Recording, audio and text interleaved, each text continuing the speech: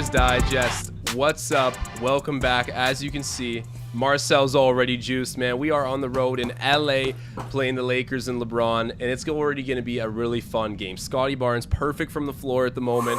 Raptors have gotten out to a nice little lead here. Russell Westbrook already looks mid-collapse. This is good news for the Raptors right now, Marcel. You're jacked up, man. Say something to the people. Bro, the Lakers still look tired. They look like they just got whooped by the Suns and came straight to Toronto. Like, hold on. Someone wants to say what's up. I got the boy. I got the young mascot. Ugh.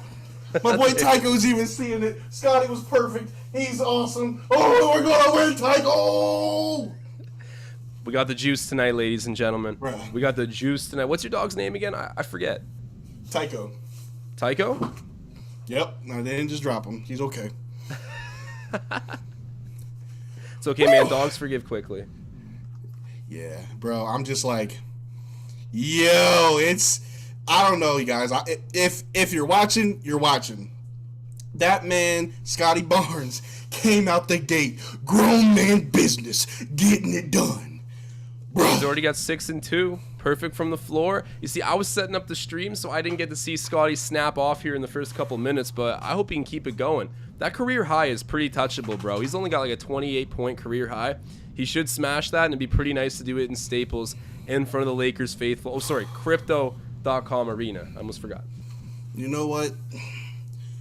Josh? They used to call it Lebronto. You know what they call it now? What do they call it? California. Let's go! California. Let's go, baby! The California Reaper. Pushing P.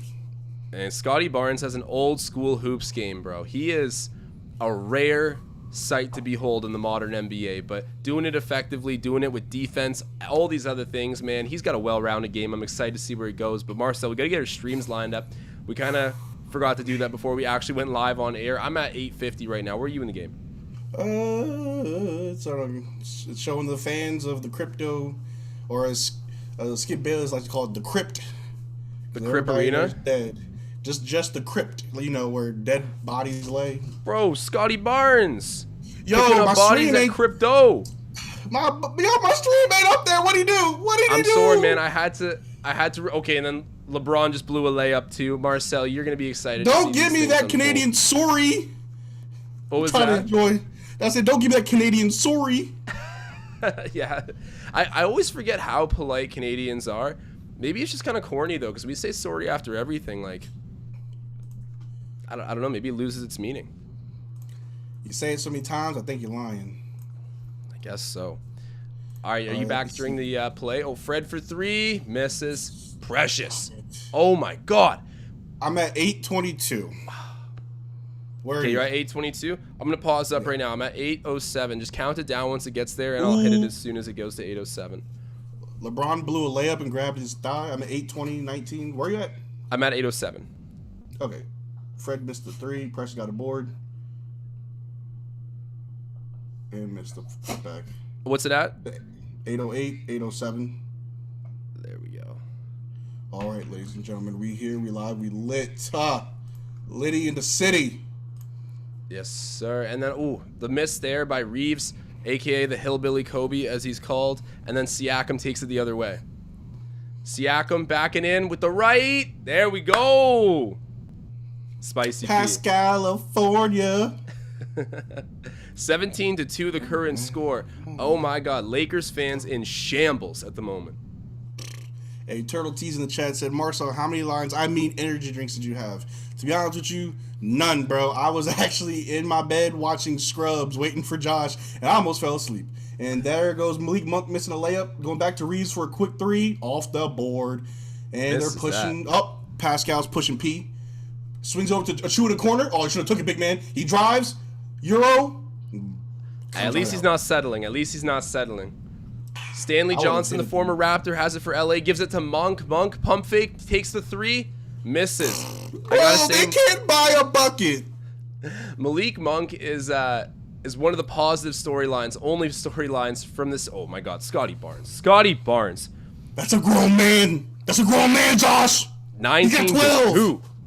Oh my God, man. The Raptors have just absolutely hit the ground running tonight, taking all of that momentum from this win streak and bringing it on the road with them into LA. You love to see it. We have owned LeBron since he's become a Laker. I believe we're 4-0 against him. Hoping to get to 5-0 tonight. Makes the Raptors 38-30 and gets us all that much closer to taking the Cleveland Cavaliers spot at 6. We got to get there, bro. I think we can do it. It makes sense for us not to go through the play-in. I'm seeing the signs. Raps off to a great start. But I was saying about Malik Monk, I'll give this guy some credit. He's done some good jobs assisting to LeBron, getting his guys open, scoring the bucket. He's been one of the only pleasant surprises for the Lakers. What do you think about Monk's game? Monk's pretty good. There's been a few games where either LeBron's not playing or he's not really, playing his best, and Malik Monk just lights it up.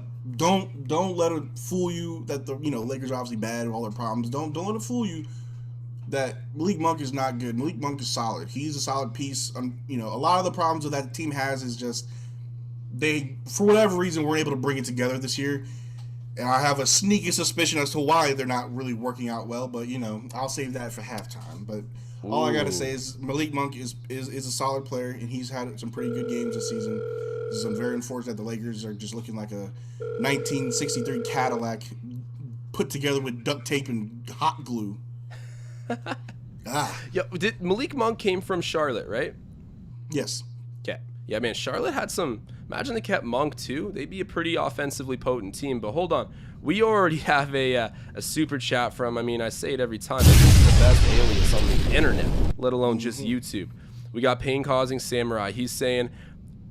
I'm pretty sure LeBron hasn't beaten the Raptors a single time since moving to LA. The Lakers only beat the Tampa Bay Raptors when he wasn't playing. There you go, clarifying that record there, because I guess the Lakers have gotten us once, but LeBron was not in sight. Talk about the tables turning there, because LeBron has absolutely owned us previously. Everyone knows the fable of LeBronto and how that all went down. To be fair, no one in the East was stopping LeBron, and Marcel, you always make that point. But it's good to see as soon as the Raptors get a little space to grow, LeBron goes out there, rolls the dice in LA. We're beating them every time we get. You love to see it. I love it when LeBron gets his butt whooped by the Raptors. I love it. It's like getting reparations. This is our reparations as Raptors fans. I love it. It is, man. He put us through some crap for a lot of years because he was... DeMar DeRozan must still have nightmares about the man. Not anymore. DeMar's grown. He beat the Lakers twice this year. He grown. That's true, but that Toronto situation, you know what, he is grown because he even said he would come back to the Raptors if Kyle was still there. I can't believe his maturity. It's crazy. DeMar's literally one of the coolest guys in the league. Off the missed shot there, Precious gets it, and then it's up to Siakam. Siakam's been on a hot start. High post right now. Surveying, backing in, out to Trent Jr. Gary. I can see Gary having a night. Misses that, but he's fouled. Oh, hold on. We got another super chat. Champion Gold Gaming saying, Cheeks of the East. Champion Gold in the building, man.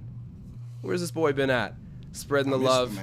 I'm not going to say it, but thank you, man. Appreciate the super chat and referencing the Cheeks. I mean, good things seems to happen when he does that, so. Yo, the Lakers already called 2 timeouts. They are a mess, man. How is Vogel not fired yet? Oh, stop it. No, it's not Frank Vogel's fault. Stop it. You stop that right there. That's the same man who helped bring a chip there. It's not his fault. And I already told you I got a sneaky suspicion as to why the Lakers aren't performing well this year. And I'm going to tell you after this. That was a trap. You can't exempt him of all blame. You can't exempt him of all blame. But we will discuss this at half. And I will. We will discuss this at half. This is gonna be some hot takes here. So everybody, You know what? Do you blame Dwayne Casey for why the Pistons are trash every year? No, but like after he coached the Raptors to some of their best seasons ever. I mean, Masai Ujiri was also filling that roster for him, and Nick. So a GM has to help his coach. Definitely, yeah. Oh, okay. Okay, sorry, Anthony Davis, LeBron James, and Russell Westbrook, and Malik Monk, and that's not a team. And the West isn't weaker? No. I don't know, they could be doing more, but we'll save this conversation. The Lakers finally get their second bucket of the game. That comes from Talen Horton-Tucker, who was some major trade bait that the Lakers were dangling around trying to get someone to bite, but no one ended up doing it. And we have another super chat coming in from Paul Blund. He's saying, Genie Bus just said, I want Scottie. I don't know if he can read lips or something was said. Oh, Siakam knocking down the three, Siakam with but the three. Paul Blunt, who wouldn't want Scottie? Who wouldn't want this guy? But shouts out to you for the super chat. Appreciate you, Paul. And then Turtle T dropping another super chat saying, thank you, Marcel. Definitely not Vogel's fault. Hey, man, I'm not saying it's completely Vogel's fault, but, you know, he's been on the hot seat. This is not out of nowhere. I think he's a little bit to blame. Stop it. You and Turtle T agree. Look, we're going to get more into this. Oh, Scottie, work on LeBron. Work on him. Go. Work on the old man. You got them young legs. Oh! Bro! That's a young man. And I'm talking about LeBron as a young man. Scottie, a grown man. Hey, man, speaking of LeBron being a young man, we got Champion Gold Gaming dropping another super chat saying, how does LeBron still have a hairline? Jeez. To answer that question, man, I think it's money. It is money, bro. It's the same reason Dave Portnoy has a head of hair. It's the same reason a lot of these older millionaires have hair, because LeBron's hairline's been going. It's been peacing out. But I gotta respect what he's done with his hair a little bit more than Kevin Durant. Kevin Durant's got some patchy stuff going on there. I just wanna point out a comment in the chat by Ryan in all caps. Dude, the Lakers have LeBron, AD, Westbrook. Marcel, you're out of your mind. Well, Ryan, let me tell you, the coach can't make you shoot better. The coach can't prevent injuries. The coach can't make you play as a team. The players go out there and they do what they want. The coach calls timeouts, calls for plays, and calls for subs. If the players don't execute, that's not on the coach. Just saying. That's a fair take.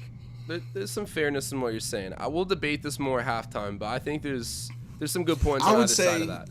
I would say the moment you want to fire a coach, or if you really want to just get a new coach, is if you have continuous poor playoff success, right? Because that's when real coaching comes in, is during the offseason, or I'm sorry, during the postseason. During the regular season, it's there is some coaching there, but when you've got AD, LeBron, and Westbrook, and you're the 9th seed in the West, how much is that really on the coach, and how much is that on the players, right? Russell Westbrook averaged a triple-double for 4 seasons and was a league MVP. LeBron, correct me if I'm wrong, LeBron has multiple league MVPs, multiple finals MVPs.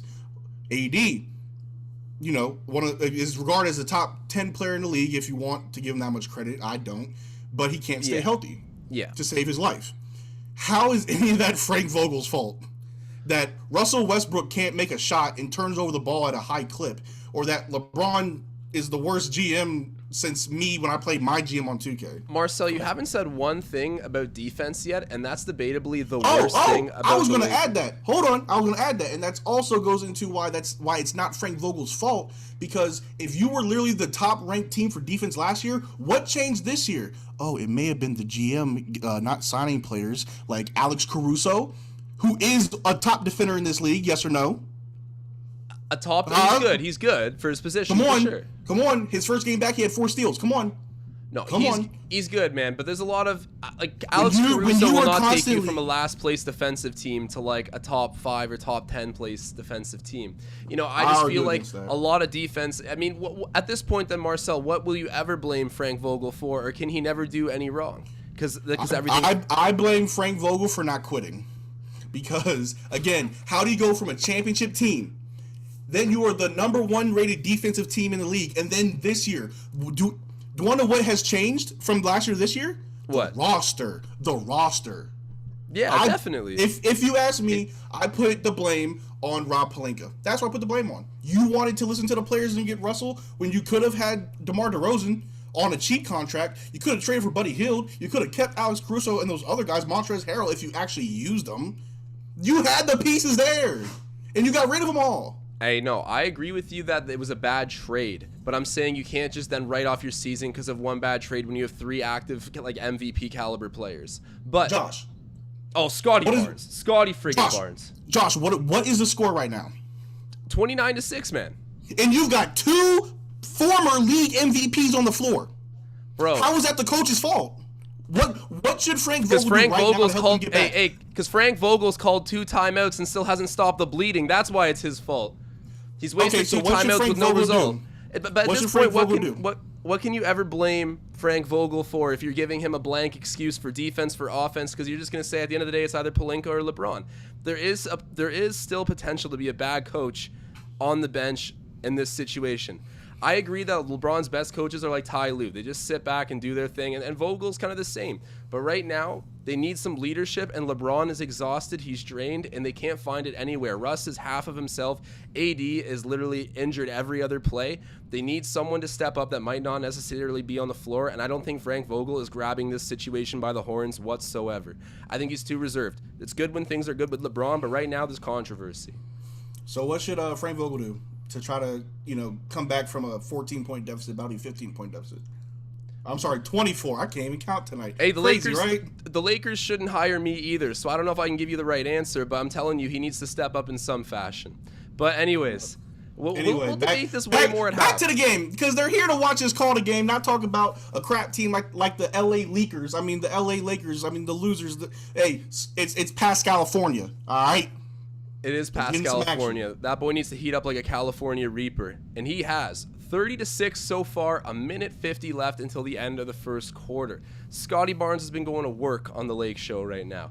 I can't believe we're almost at the end of a quarter in the NBA and the opposing team, or a team at all, has not scored more than 6 points. This is insane. This is a 2-possession score. If we keep them under 10 in the first quarter, legendary. Oh, blocked by Boucher. Is that a goaltend? No, they're saying it's a foul. Is that a foul? Russell can't hit free throws, so that's fine. We're going to win that. Ball don't lie. I was going to say, we're not in the worst situation with Russ going to the line here, so we'll see what happens. Russell Westbrook going to shoot too. Hey, if Russell misses both these free throws, is that also Frank Vogel's fault? Hey, man, I'm telling you right now, if Russ isn't going to make his free throws, then take him off the court, Frank. I'm telling you, you give this blank check to Frank Vogel. I don't know why, but hold on. We got a super chat. We got a super chat coming in from Turtle T, who is in the for the most part, it seems. He said, AD, def not an all-star this year. Russ is washed up. Can't blame the coach when your players aren't playing to their potential. Easy to blame coach first. Bro, you play in the easiest conference in the NBA. You have the best player in the world, debatably the greatest player of all time, who's still dropping 50 pieces. Okay, we'll save this for half, bro. It's too deep of a topic for the game going on right now. It's too deep of a topic. We will get into it. Oh, Gary hit that deep three. Gary, where are you? Oh, good swat, bad swat. Yo, who is that with the ball right now on the Lakers? I'm not familiar with that dude. I thought it was like if you took Dennis Schroeder, you stretched him out. Yeah, he looks like Schroeder and Harrell ran at each other fast. What is he on a 10-day? Someone in the chat let us know who I think is number 33 on the Lakers. Yeah, he just ran the floor. That's 35. Oh, they got 10. I want to keep him under 10. Oh, Delano. He's got to work on that touch around the glass. Misses. Yeah. Westbrook has it now for the Lakers. He's coming the other way. They're on offense. He's in the mid-range. Pulls up. That was Frank Vogel's fault, people. Oh my! Don't Marcel, forget that man, was Frank Vogel's fault. So what? So it's all Rob Pelinka. LeBron makes the calls anyways. Like LeBron Pelinka doesn't run the front office. LeBron James runs. And guess what? Why would you listen to the player you pay? If I pay you, Josh, to do a job, and you're telling me how to do my job, why would I listen? Because he's the greatest player of all time, debatably. And look at how the mighty have fallen. Bro, they don't sign. Okay, the Lakers don't sign LeBron without handing him the keys. Masai Ujiri would have said, "Okay, I'll slide over." Like if LeBron was going to come here, because you give him the keys. That's how it works. Bro, he gets the approval on everything. It has to be that way. It's a player-run league. LeBron is already on the bench. I hope they play this game in the highlights tomorrow on Undisputed. I want Skip and Shannon to pick them apart. Oh, no. Good move, Thad. Gary, please hit this. Gary. There we go. Okay, I could see Gary Trent Jr. having a nice night because I find that when a player gets interest from a team and they face that team, they tend to play with a kind of confidence because they know the opposition wants them. It's interesting. I've noticed that over the years. Teams that are rumored to be trading for certain guys, these guys tend to ball out versus them. And Trent Jr. was wanted bad by the Lakers. They needed some shooting and D. He brings high-octane levels of both. So Mike Kamina makes a good point, and I like Mike Kamina's takes. Shout out to you, Mike Kamina. You really do have an eye for basketball. I like what you have to say 90% of the time. You're always on it. But he said, where I lost the comment. Ooh, it's been going crazy. He said Vogel has lost the team though, and I'll give him that. And we'll dive a lot deeper because trust me, I got a lot more to say. We said a lot. I got a lot more to say come halftime. But I really do think that if there's any blame to be put, he hasn't been able to get the team together, right? Like, yeah, you go through a losing slump, but you still got a lot more games to play, and you really got to galvanize the troops. You got to get your players' heads into the game. They're, metaphorically speaking, they're walking around with their heads down. They need to walk around with their chins up, right? Even when we were in Tampa Bay, we still played our heart out, right? Even this season isn't our best season, still playing our hearts out. Look at us, 33-12 in the first quarter, bro. Come on now, we're playing outside of ourselves. So I'll agree that I think if any blame's to be given, it's the fact that Frank Vogel has no control of this team. Yeah, I agree. And honestly, he's not even really supposed to, I think, because like the best coaches with LeBron kind of just sit back and let LeBron do his thing. Like I think Ty Lue was really the ideal coach for LeBron, but the only difference now is I think LeBron's getting to the point where maybe he doesn't have his ear completely to the pulse of the league. Like before, I genuinely think he kind of knew what to do as a GM, but his track record has fallen off so bad when he gets the keys to make the shots. I don't know. I think, of course, he's got the best basketball IQ of all time, debatably, but Yes, I just think he does. He's had trouble picking out guys that are going to complement him properly in recent years. I mean, he knew that going to Miami was a recipe for success. He knew a lot of things. He knew that playing with Kyrie would be good. But in recent years, I don't know. It's been a little bit suspect. But we'll see if the Lakers can figure it out, man. I think that there's actually a chance that they'll put together something decent. And they won't go any farther than the second round. But that would be a crazy turn of events to go to the second round for this team, given the way that they've gone through this season so far. Yeah, and I mean, there's a lot of things that goes into a team success, a lot, and so much that I can't, list them all in this stream. But I will say that if you're going to call yourself the greatest player of all time, yes, there have been great players who have had bad seasons. That's very true. You are also in your 19th season playing better than anybody in their 19th season. I'll give you all the credit, LeBron. But you need to have ownership over this team, because if you hand LeBron the keys, doesn't that also mean that he's the leader? Doesn't it also mean that the wins should go to him when deserving, but the losses need to go to him too? It's very funny how we like to talk about Westbrook, calling him Westbrook and names like that all the time, but it's never really LeBron's fault when they lose. Even if he does great, hey man, this was your team, right? You're the leader. Why didn't you lead this team? Kyle did it for us, and when we lost, hey, Kyle shouldered that blame. Just saying. As a Raptors fan using the Raptors, you know what I mean? There's some big time discrepancies, I think, between that comparison and the. I mean, if LeBron James is playing great and his team's losing, I mean, as much as you can criticize LeBron for picking the team, and I think people do that a fair bit, the guy's still playing great. Like, look at his stats this year. He's not the reason the Lakers are a basement team. But I do get what you mean. He's kind of, I don't know, it's LeBron James, right? His reputation and status precedes himself. A lot of people refuse to look at him as ever an issue, even if it's as the GM per se. Oh, Thaddeus Young misses that shot, rebounded by Melo. They just got a really old team, to be honest, too, by NBA standards. James with it now, covered by Thad. James driving, going up, taking the shot, misses, but he's fouled. He's shooting too. Man.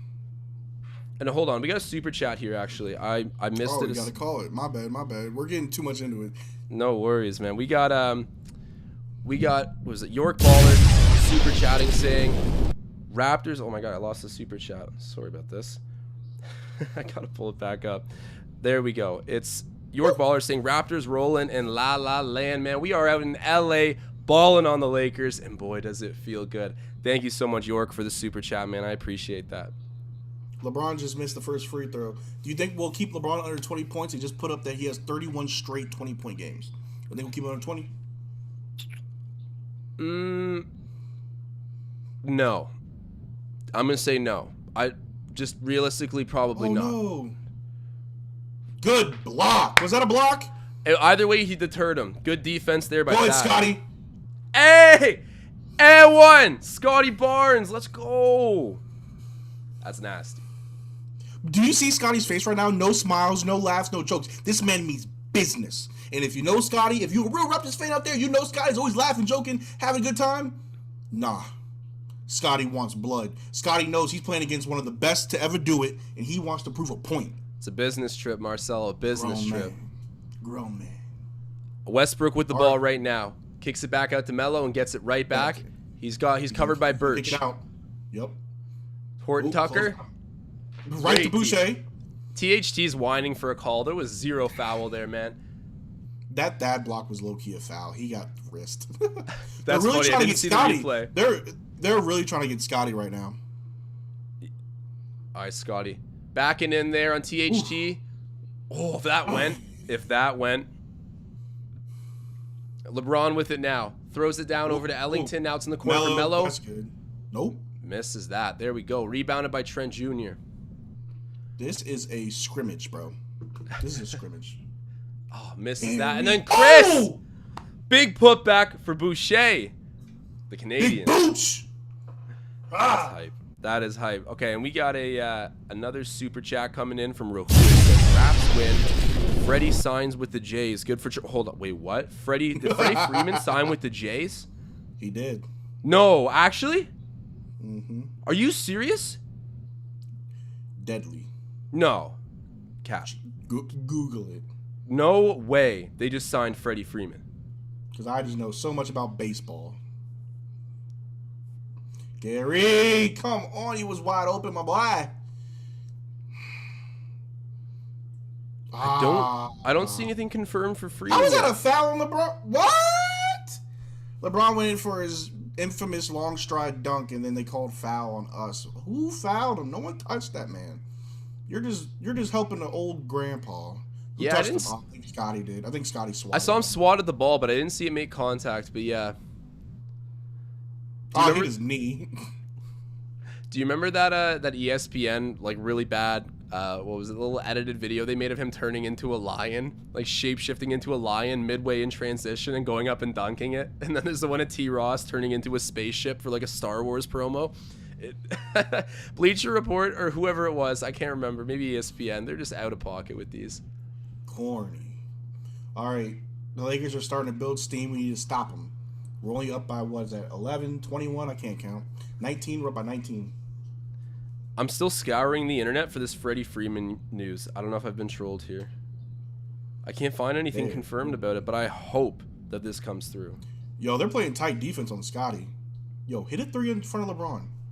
Oh, Gary. Ooh, over to Precious. In the corner, he takes the shot. It was just misses. Scottie almost gets Scottie, good hustle. Good hustle, Scottie. He didn't want no fast break. Bro, the guy in the first round got that, or in the first row got that rebound there. Scottie almost could have grabbed it, but Buddy snatched it. 37-18, 8:53 to go until halftime, when Marcel and I will debate the root of evil for this Lakers team. Bro, I know what it is, and if you argue against it, I'm gonna have a lot of questions for you, my boy. That's all right. We got a lot of time at half. Monk with the ball right now. Tom Moreau said the Freeman thing is rumors, Josh. Someone tweeted about it, and Guerrero liked it. Damn. It could still happen, which is why I was like very convinced that it did, but This Lakers team can't make a shot. Frank Vogel should have them shoot more. Or play some defense. Versus the Boucher! Ooh! There you go. That almost could have been an and 1-2. Great contested finish there by Chris through some contact. Another timeout. Okay, hold on. Rahul is clarifying. He dropped another super chat to clarify if the Jays sign Freeman, but it seems realistic. Sorry. No worries, Rahul. I don't take it as trolling, bro. I did get a little hyped up there for a moment, but if anything, I hope this just manifests the situation into some truth, because the Jays could use Freddie Freeman. They're literally already maybe the best team in baseball on paper, and I want to see them shove all the chips in to go for a run. At low-key, the Raptors have been cleaning up in the past 10 years, but the Jays are like sneakily probably the most decorated outside of the NHL. They're definitely the most decorated sports team that we have. Back-to-back champions in the 90s, some Cy Young pitching, some MVPs. I mean, they've had actually a very fortunate run for how young of an organization they are. Bro, the Lakers are 0 of 16 from 3. How about you stop shooting? But I bet you Frank Vogel said, keep shooting, young man. Keep shooting.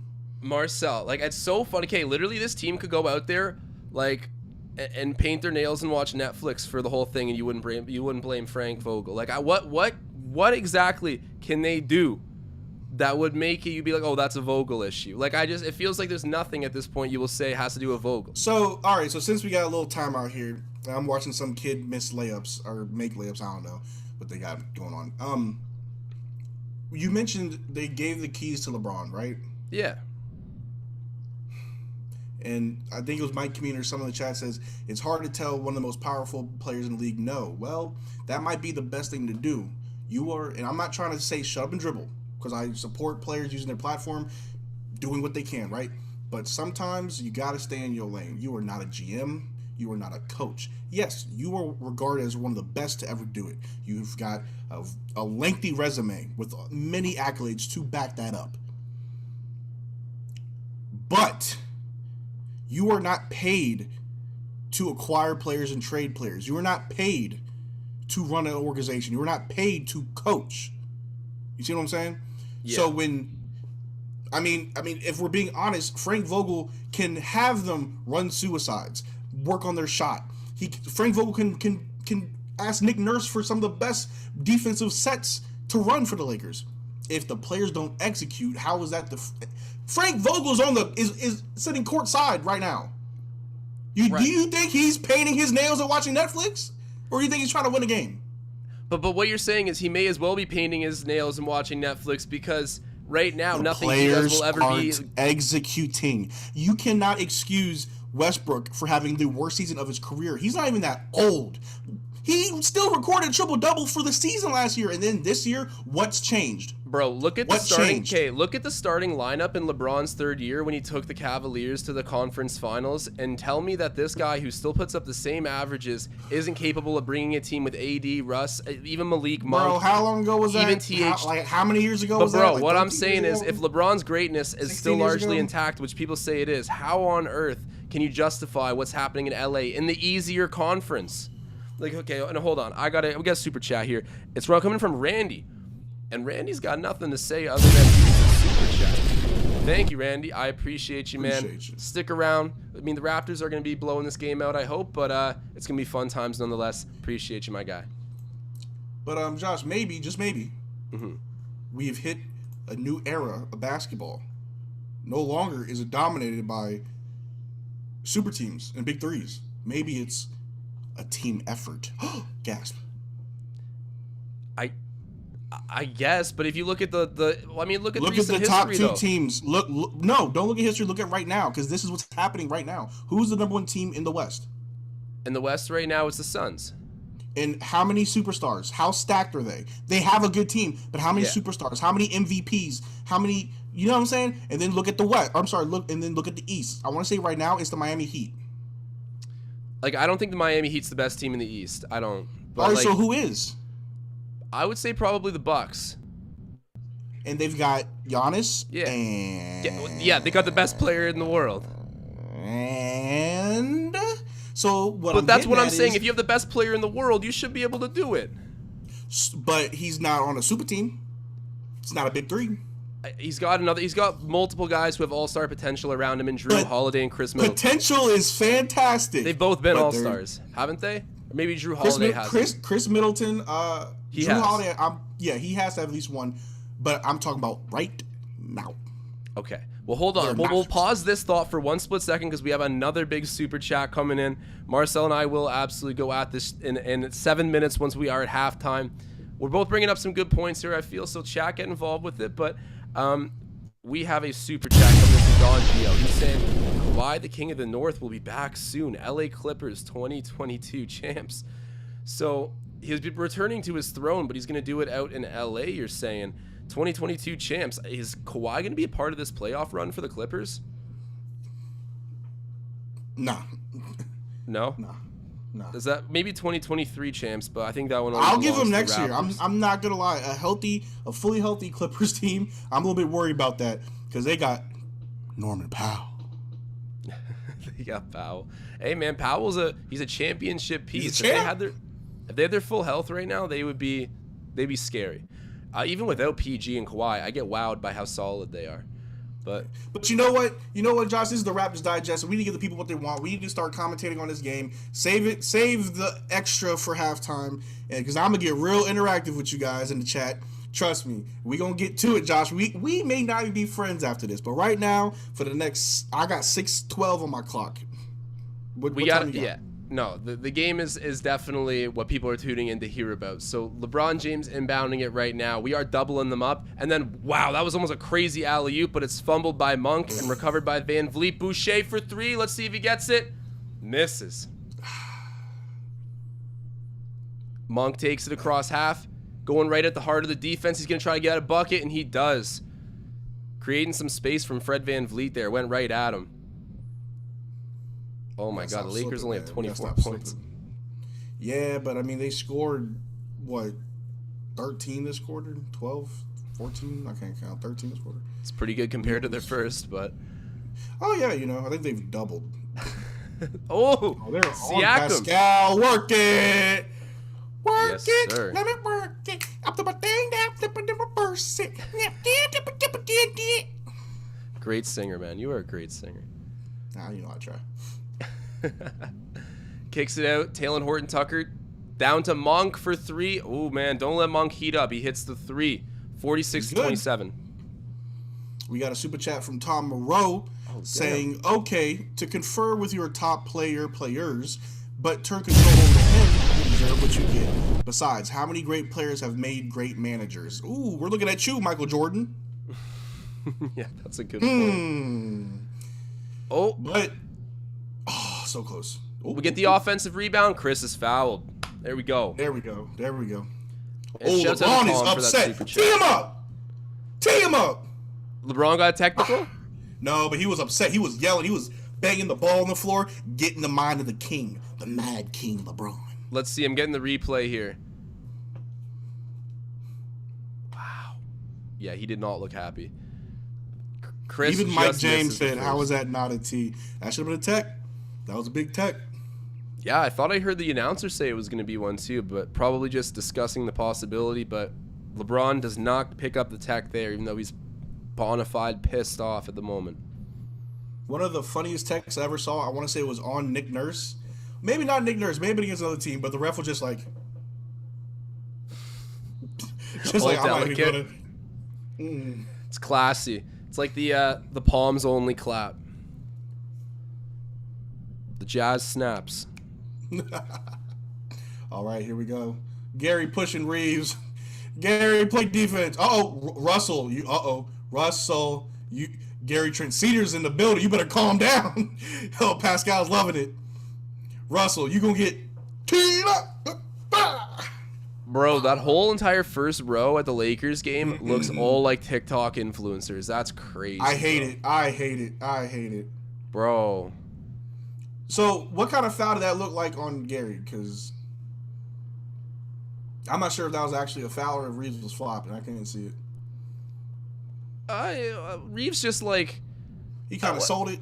It was just a basketball play. I don't think Reeves was even upset. It was just Westbrook who just got in a knot about that. Like, Reeves just kind of like was, all right, whatever, I got fouled. But, yeah. Hey, ball don't lie. Yep, there you go. Yeah, it wasn't anything too aggressive, but... They do end up at the line here, 47-27. Scottie Barnes, our hero and savior, is back in. And then Reeves hits the second. Poor Carmelo. I know, I like Melo too. Took a while for him to grow on me, but I do like him.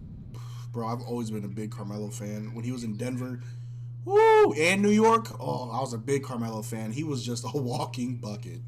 Yeah, he is. He's someone that hasn't had a ton of success, which is sad, but he is like a great individual spectacle. Achua misses. Precious. O-Reb, though. We got the O-Reb. Trent Jr. out to Scottie. Scottie for another 3. Give it to me. Oh, misses. Okay, who's his number 35? Did we get an answer on this? Oh, we did. His last name is Gabriel. Forgot his first name. Was that on a travel? I kind of looked like one, but it's not called. Whatever. Yeah, last name Gabriel. I think his first name's like Goodwin. Whatever it was, I couldn't pronounce it. But someone did put in the chat earlier. Yeah, I was not sure who he is, but... Precious on Melo? Not Precious. I'm sorry. Pascal on Melo swings it to Gary. Gary on Reeves. Gary pulls in the mid range. Precious Just misses. Precious with the O. Oh, he wants to go back up. I almost feel like he should have passed that out. The touch. He should have. But he wanted it, though. And I'm not mad at him. Look at the score. I'm not mad at him. Take it every time, young man. Gary, you're losing your man. Ooh. Wow. Oh, good. He missed the layup. Wow. Well, they need to stop it to play there. Gary. If I'm Nick Nurse, I'm benching Gary right now. He's got to get his head out of his butt. Yeah, I thought there was a good chance he would have a decent game tonight. But so far this first half, he's looked a bit sloppy. Yeah. Yeah, I would agree with you. The hustle isn't there. Let me take a quick look at the box score.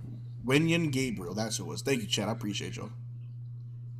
Oh my God, I saw someone say this in the chat, but I wasn't sure because we got trolled earlier with the Freddie Freeman comment. I'm kidding, Ruhul. We didn't get trolled, but misinformed briefly. Cat did just drop 60. That's pretty crazy. Who? Karl Anthony Towns. Who was he playing? The Shanghai Sharks? Let me check. Towns dropped 60 on the Spurs. I mean, the Spurs been hot recently, but like, wow. Pop got that, or Pop broke that record. Said, "All right, we can lose a few more now." Man, literally, they've been on a slide since then. Actually, he had 60 and 17.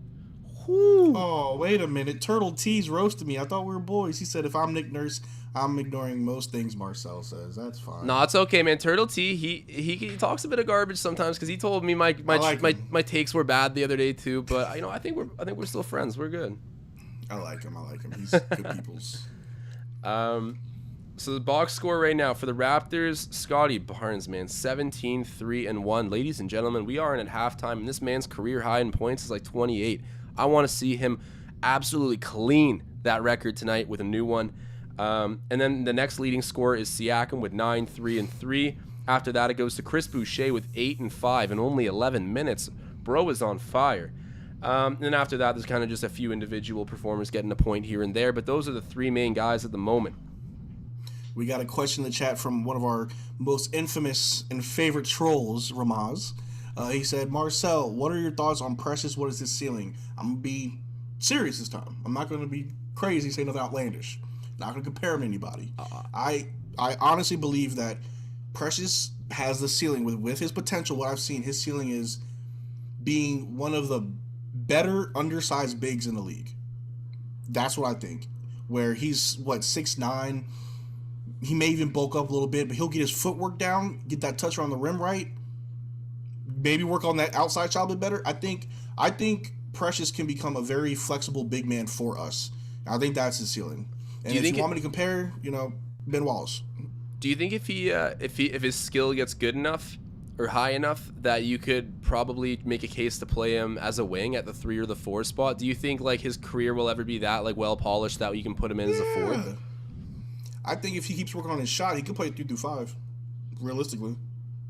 Yeah, well, 2's ambitious, but I get what you mean. I agree. He could go right down into those lineups and play some more skilled positions. I love just his mindset seems so determined on getting better. I'm excited to see where Achua brings his game because, I mean, the Raptors staff will help him get there. Van Vliet, he's covered by Reeves. This is a mismatch. Take him to school, Fred. Work him, Fred. Oh, yeah. No foul because you jumped into him. Man, he tried to rookie him, and Reeves didn't bite. Credit to Reeves there. It's 47-30, 3:10 left in the half.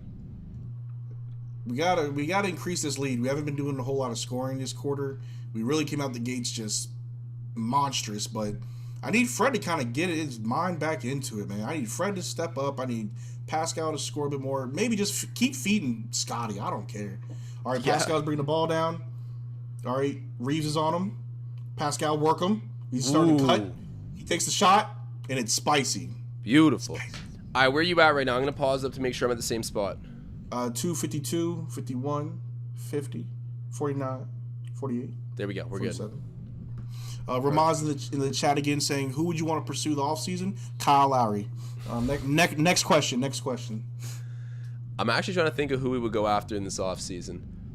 Oh, wow. Westbrook and 1. I'm seeing some people in the chat, Marcel, saying, call me crazy, but I'm still nervous. And they were saying this probably about like 5 points ago. And the Lakers have put together a little run here, and the Raptors are, you're right, they're not scoring enough right now. I'm a little bit worried. I shouldn't say I'm a little bit worried. I do not think we've won this game. There is a lot of time left, and to be still feeling a bit nervous, I think is probably a smart thing, because Raptors got to keep that foot on the gas. They really do. Yeah. In the modern NBA, no one's out of it. It ain't over till that final buzzer, man. And with a team like the Lakers, LeBron could turn it on. LeBron could come out after halftime and be like, just give me the ball. He could just take over. And that could happen. We could have another incident where, Kobe dropped 81 on us. Oh, God. You know what? That was a pride thing, but I was proud of that, though, because I'm a big Kobe fan. But when he dropped 81 on my team, badge of honor. I was like, yeah, no one else can say that but me. Man, it just pisses me off, though, because like Kobe scoring 81 is just the epitome of how star players always used to just have like a stat day when they were in Toronto. Like Steph Curry always lights up the Raptors. LeBron got the city named after him. Like, I just hated how for the longest time we never had someone elite to step up and try to put another star opposing player in their place. Like now we have a bunch of great defenders who can kind of throw you into the blender during a series. But before, right, like OG Anunoby was too young, and a guy like Patrick Patterson or like DeMar, like they're not going to shut you down, and they need to be playing big minutes. I don't know. I'm happy now that we can actually enjoy stars coming to the city and not making a joke of our team. For sure. But who should we pursue in the offseason? I don't even know who's a free agent. I think, is Nurkic still going to be a free agent? I don't want him. Yeah, I'm not big on that idea either. I was really loving that rumor during the trade deadline that we were going to get him, but then he got hurt. I was like, I don't want him no more. If he can stay healthy, I'd love it. How was that a foul on Scottie? I could actually see them going after Thomas Bryant because he's going to be a free agent. You could probably buy him pretty cheap. He'd be the tallest guy on this roster, and he's young, plays defense. I want Isaiah Stewart. Oh, dude! Look! If we're asking like the big wish list, Isaiah Stewart is a bull. I mean, me and you gassed him up the whole live stream that we were calling the Raptors Pistons game. We would both love Isaiah Stu. Oh yeah, for sure. All right, we got Fred bring the ball down. Russell thinks he can guard. They double team him, but he swings over to Freddie. Freddie attacks, backs out, swings to Pascal, gives it back to Fred.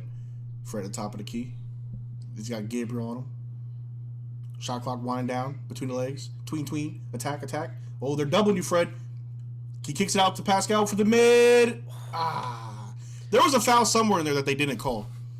Feels like Melo it. has the ball. Melo shooting a three. They're good. And here comes the comeback.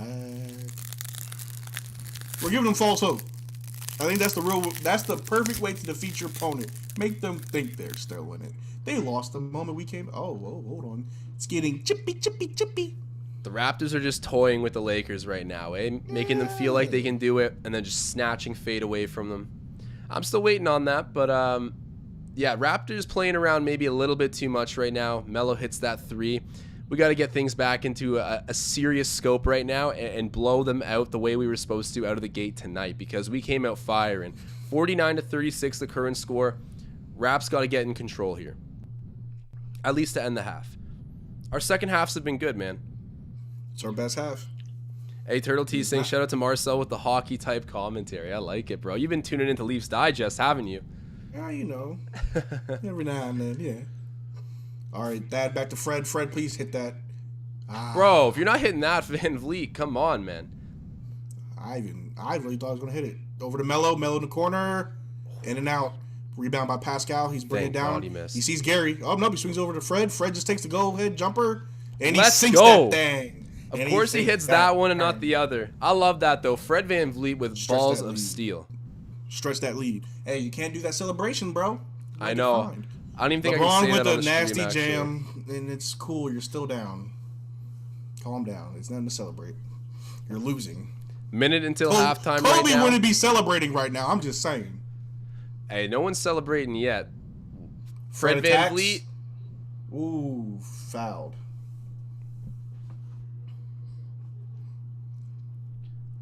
Ramon says we should go out to Thomas Bryant. Don't resign Thad and Boucher. You're crazy about not resigning Boucher. You bugging. Wait, what did he say? Sorry, I missed the chat. He said we should go after Thomas Bryant. Don't resign Thad Young and Boucher. Nah, you bugging. I definitely don't think we should re-sign Thad Young.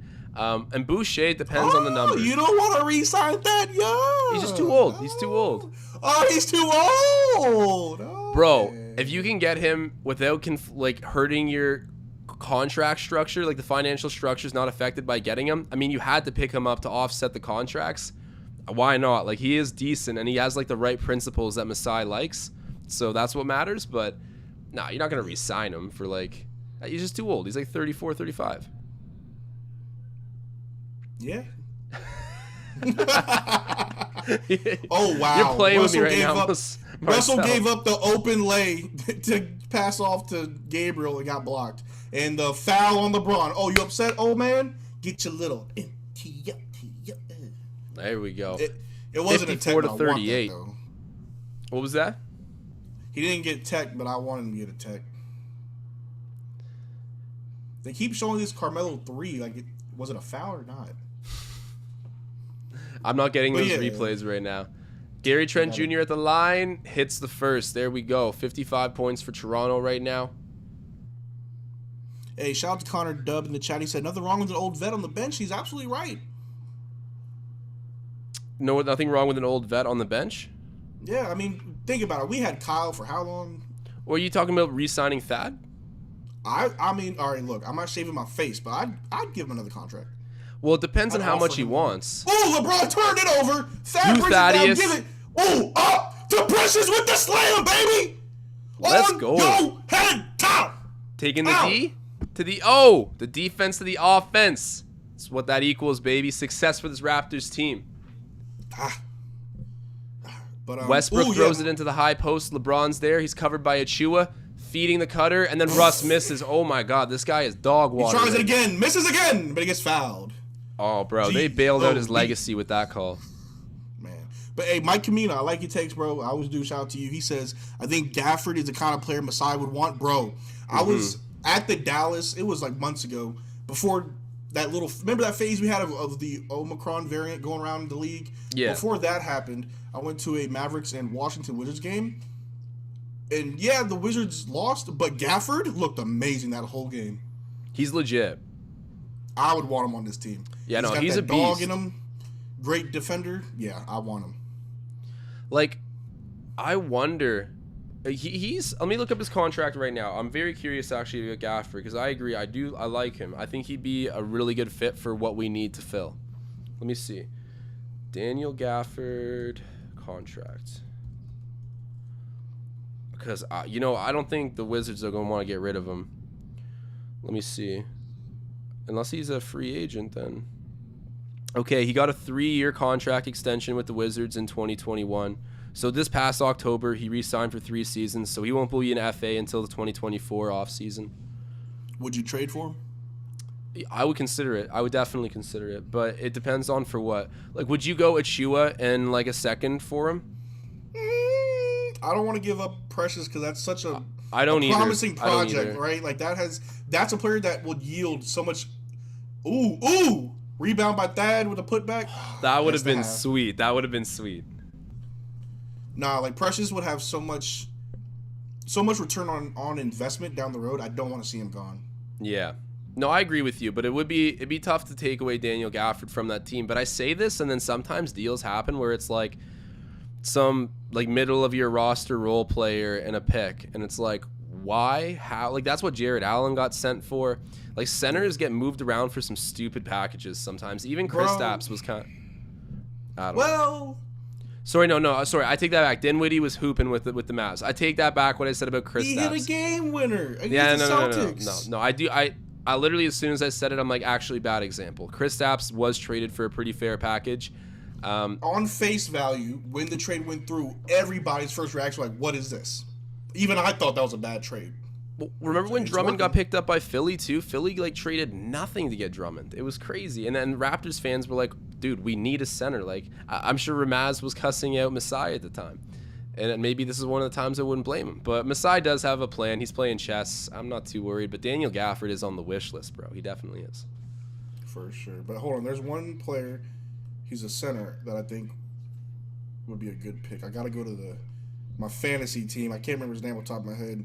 No worries, brother. While you're doing that, I'm going to plug a like spike here. If you guys are watching this video, liking the content, hating the content, anywhere in between, do the boys a favor, drop a like on this video, keep the watching party going, and we're going to have a fun second half here. Hoping the Raptors can be assertive the way they have the rest of the game and pull off this W on the road in LA.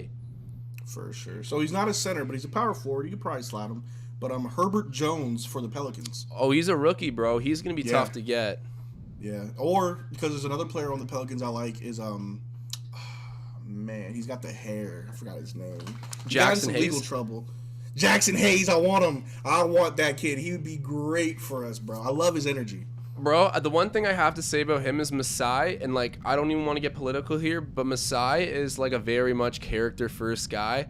And there was like some pretty debatable stuff going on in his personal life with like some police charges and like him lashing out at authorities. And like, I know that stuff, those situations are not always transparent. I definitely understand that. But if he has any drama surrounding his name, Masai Ujiri tends to stay way away from those guys. But I agree, Jackson Hayes is like a pretty long 7 feet and pretty decent. So that's what this team needs. And he's young too. All right, we got a super chat from Tom Moreau. Would be shocked if Achua was traded at this point. In fact, I look for Masai to double down on the strategy and will remain small at the position. And that I do agree with that, because I don't know if you remember a conversation early in the season, Josh. I said the smartest thing for Masai to do is to just stay still. Don't make any rash decisions. Obviously, getting rid of Dragic was a priority. But for the most part, don't make any big moves just yet. We're not a contender just yet, so you want to wait on that. When you see that moment, you go for it, just like we did with Kawhi. But I don't see that right now. I'm sure Masai doesn't see it right now. So I'm sure we're going to keep this team intact and just wait on it. He's going to be lurking in the weeds, stalking his prey, waiting for the right moment. Another moment like seeing LeBron James exit to a different conference. Yeah, something like that might get Masai to start moving his pieces around more. But I agree with you. There's no need to rush something into today's window. Like, the Raptors are already very good and competitive at a young age, and their contract situation aligns really nicely, which is not by coincidence. Masai's been doing this. So yeah, there's no need to pull any weird triggers or like, give up more than you think you should to make a deal happen to help push your team. It's not that season, and it feels nice to not be in that season right now because we're enjoying the process of building back up to that, and we're already back into the winning phase of it. So this is just, it's all uphill from here in a good way. For sure. So, you ready to talk about this Lakers team? I was waiting for you to bring it up. For you to bring it up. I'm going to say my points. I'm going to say my piece. I'm going to let you go. We'll just go back and forth like that. All Proper right. debate style. Okay. I believe in my heart of hearts and my basketball knowledge that the roster changes have been one of the main issues because chemistry is very important to a team's success, no? It Definitely. is. And, I mean, how many players... So was Carmelo Anthony there when they won a chip? Was no, Russell but think about, man... Chip? Hold on. Was Austin Reeves there? Was Malik Monk there? Was Avery Bradley there? He may have been there. I'm not too sure. Actually, he didn't go to the bubble. Remember? Avery Bradley didn't? That's right. He didn't. But he was still on that team for that. THT was there as well. THT played like 1 minute, but he was there. Yeah. They still think he's going to end up being Kobe for some reason. I don't know why. No, I think he blew his trade value or his stock this season because I would have wanted him last year. I definitely would have wanted him, but not anymore. But who knows? Who knows? But anyway, what I'm getting at is the roster changes, the trades, acquisitions. You can't just assemble a championship team overnight. And yeah, it kind of worked that way with AD because they won that same year. I get it. But like you trade away 3 players for Russell Westbrook, who, and I'm not here to bag on Russell Westbrook. Everybody's been doing it all season long. It's overplayed. You're beating a dead horse. But if we're being honest here, he isn't playing like Russell Westbrook. It's one thing if he just kept taking threes and kept missing. He's not only doing that, he's blowing layups, blowing dunks, missing free throws. It's more than just you're not playing like yourself. There's something more there that's affecting his game. I don't know what it is. No. Also, okay. Injuries, which is a problem that most teams have, right? But when you look at the team's acquisitions and the trades, that's not really helping build a cohesive team. And I mean, when we're talking about them defensively, because they don't play defense, some of those great players that help them defensively aren't there anymore. Right. Okay, hold on. You're definitely correct, but let's just rewind ever so slightly to the conversation about chemistry, because you're right. Clearly, Russell Westbrook isn't allowed to be Russell Westbrook in LA because LeBron James runs the show, and then AD is quite good as well. It's a brand new team. Like, there's many reasons why he isn't feeling like himself, and I don't think it's crazy to see it happen. A lot of people worried about this team and how they would gel, but LeBron just came out and said, "Oh, we're keeping receipts. We're waiting to prove you wrong." Clearly, he was wrong. Now that we've accepted that this team is not as good as LeBron thought it would be, of course, Russ can't be himself, all that stuff. So you have a mess on your hands. It is blown up in your face. At this point, we are post-trade deadline. You've burned the boats. There's no one leaving or coming. What I'm wondering at this point, you need a hero. LeBron James is already stepping up and dropping back-to-back 50 pieces. I guess they are starting to win a little bit, but still nothing too consistent. I mean, LeBron literally dropped these like last week, so it's not fair to say that like right now we're able to see a turnaround or not. But what I am saying is that in a situation where everything's in shambles, I look to your head coach. And Frank Vogel obviously he's an NBA coach, right? I'm not talking about some schmuck they pulled off the street. But I don't know if this is the kind of hardened personality that's going to pull them out of the dirt and help find an alternative play style for Russell Westbrook that's going to help complement this team. Because LeBron's still LeBron. I know he's 37, all those things. He might not be a good GM anymore, but he's still putting up similar stats that can help you win. AD's hurt. I understand that's an issue too. Try to find a different role for Russ Westbrook. Think about, Kawhi coming to Toronto, get a brand new superstar player. Guys needed to fix the way they were playing to complement him. And I'm saying right now, look. The team was already quite good, but of course we had to, sort of feed into the alphas play, and that's what we did. I just feel like Nick Nurse knew how to structure that team. He was big enough to come up and really demand the respect of this team that was going to win.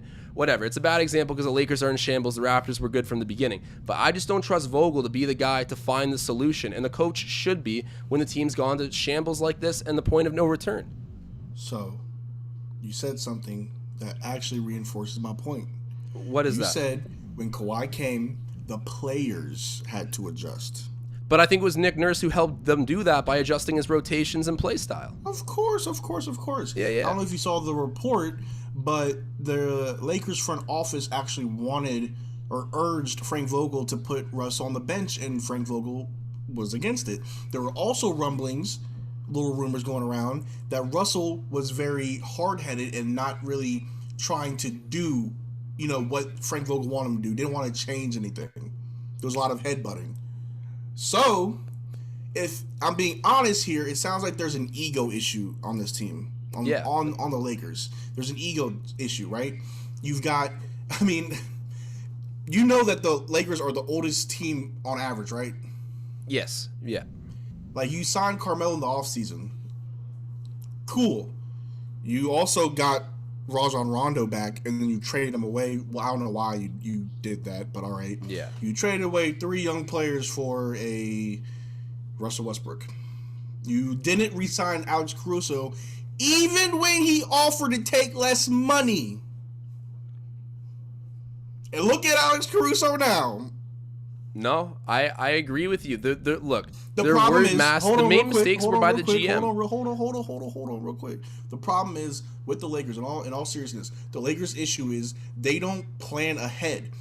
They're so desperate to win now, they'll trade whoever they need to trade away to get whoever they need to get. Remember when they got Andre Drummond, and everyone's like, oh yeah, the Lakers look good now? And they got knocked out first round, and Andre Drummond was gone the next year. Whoever comes into this team, they don't have a long tenure unless your name is LeBron James or Anthony Davis. There's rumors that Russell Westbrook will be gone in the offseason too.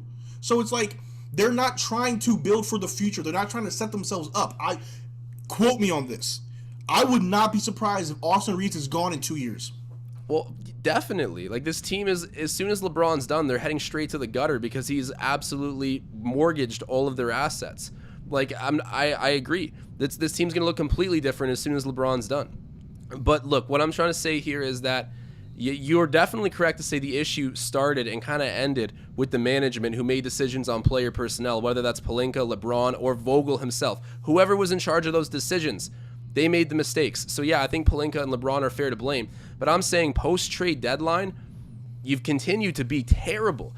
I just feel like, look, the boats are burned. New bodies aren't coming or leaving. You need to make do with what you have. And what you have is low-key better than most organizations will ever come across in their time. So find a way to make it work, Vogel. Find a way to... That's kind of how I feel about it. We are agreeing that the origin of the issue comes from management. That is for certain. But and I was going to say we have another super chat. Oh, yeah. Read the super chat. Okay, I'll read the super chat quick, and then you can sound off. But right now, we got another super chat from Turtle T saying, I know I said a pie in the face to you, Marcel, if you didn't show, but Josh's take on Lakers / blaming Vogel. Gonna have to do Josh this pie in the face. All right, Turtle T, I'll wear the pie in the face, man, but I still think I'm saying facts here. But that is fair. I'm not expecting everyone to agree with me. Plus, I like pies, all I'm saying, whatever. All that I am saying to you, Josh, you cannot look me in the eye on this camera and tell me it is the coach's fault when a player misses wide open dunks, wide open layups, wide open threes, free throws, when they're turning the ball over 9 times a game, damn near. Run a different system. What's the different system when you have a wide open lane for a layup and then you blow it? Bro. There's What's a different system when you're on the free throw line, you got to shoot, you can't pass it? Bro, but hold on. You're is acting it bad like... coaching or players playing bad? Which one is it? But bro, I feel like you could look at the Kings, you could look at the Detroit, any losing team, and be like, oh, it's not coach's issue. The players are like just not good enough. It's like, okay, I guess that's such a blanket way to look at basketball. It's like you have a team that's proven they're good enough. They're literally defending champs in the past 2 years, and you still have your top 3 players. So then, answer this question, Josh. What changed between last year and this year from when you were you were number 1 in defense, now you were the 17th. What changed? Role players, for sure. And look, dude, I said to you that the issues, a lot of these came from mismanagement. But I'm saying that past this point of no return at trade deadline, I've been really underwhelmed by Coach Vogel, and I think he needs to pick up his socks and do something for this team and be a leader. Your coach is paid to lead. No one's leading. You're right. You're absolutely right. A coach is. And I want you to name a time when LeBron was on a team and the coach was in charge. I will wait. Look, I agree, and some of the best coaches are the ones that sit back. But when was the last time you saw a LeBron team look like this? I know that the first year he got to LA. His first year in LA? No, but that's different. The first year he got to LA, he was playing with guys who were in their first and second years. They were only 1 seed better last year. But bro. No, they were actually in the play-in last year. That very similar. It looks very similar. To last year? I actually didn't pay too much attention to the Lakers season last year. They were a play-in team last year because remember, LeBron was praising the play-in idea, saying it was a great idea, it's great for the league, and then come towards the end of the season when they're in the play-in, LeBron was like, oh, I think this is dumb. Whoever thought of this needs to get shot in the head, or he said something crazy like that. I'm like, LeBron, you were just campaigning for this earlier in the season. What are you talking about? Yeah, now because you're in it, you hate it? Some of LeBron's opinions are kind of convenience-based, but we do have a super chat and a return to the second half of play, so we'll switch up the narrative. But that was a good debate. I enjoyed discussing what's made the Lakers worse. At the end of the day, the thesis here is they suck. We're just arguing how they got there. So Paul Blunt is saying it doesn't matter what they do if AD continues to be a lemon. I like that analogy. A lemon. A big old lemon. Paul Blunt, shouts out to you, man, and shouts out to the Lakers lemon. He needs to get suited back up for this team if they have any hope of doing something. But not tonight, my boy. It is all Raptors. Scottie got fouled. Scottie Barnes going to shoot 2. Yep. But, I mean, I'm not trying to say that a coach is never to be for blame whenever a team's playing bad. I'm not saying that. But if you're given a roster with that star heavy and your stars aren't performing that well, it's like how much of that is your fault versus the stars. Like, I understand if you have a very young team like the Thunder, who on average is the youngest team. They're not doing very well. They're a young team, very inexperienced. I think Shai Gilgeous-Alexander and Lou Dort are the vets of that team, right? Yeah. So it's going to be a lot of mistakes and a lot of learning.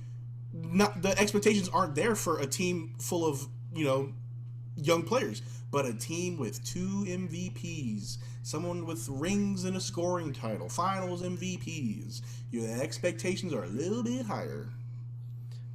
They definitely are higher, and reasonably so, because that's a different roster head to toe. But, Malik Monk knocking down a nice shot. mid-range. 60-42 right now. The second half is underway, folks. The Raptors got to put that foot down on the gas. Siakam with it right now. Almost, he's fouled. He is fouled. Good stuff. See, I feel like it's just the Toronto refs that don't like us. Yeah, when they're in Canada, they're pissed off at the cold. So, and shouts out to the 170 viewers we have in here right now. I just noticed we are up pretty good on the viewership. So appreciate everyone who's tuning in right now. As I've been saying, I don't think we need to be worried here, but this game is not done, so don't go anywhere. A lot of highlights to enjoy, and the chat's always fun. So appreciate you guys. Ooh, Fred. Ooh. All right, LeBron's bringing it down. He's probably going to attack. He's attacking. Ooh, Fred got his hand on the ball. Passing to Reeves for 3, and it's an air. Can of air. Pascal grabs the rebound. He brings it down. LeBron's on him. Ooh, work him. Ooh, Fred. Back to Pascal. Ooh, Pascal got LeBron on him. Work that old man. Ooh, gave it to Precious in the paint. Precious, use your body. You're big. Gets fouled. There we go.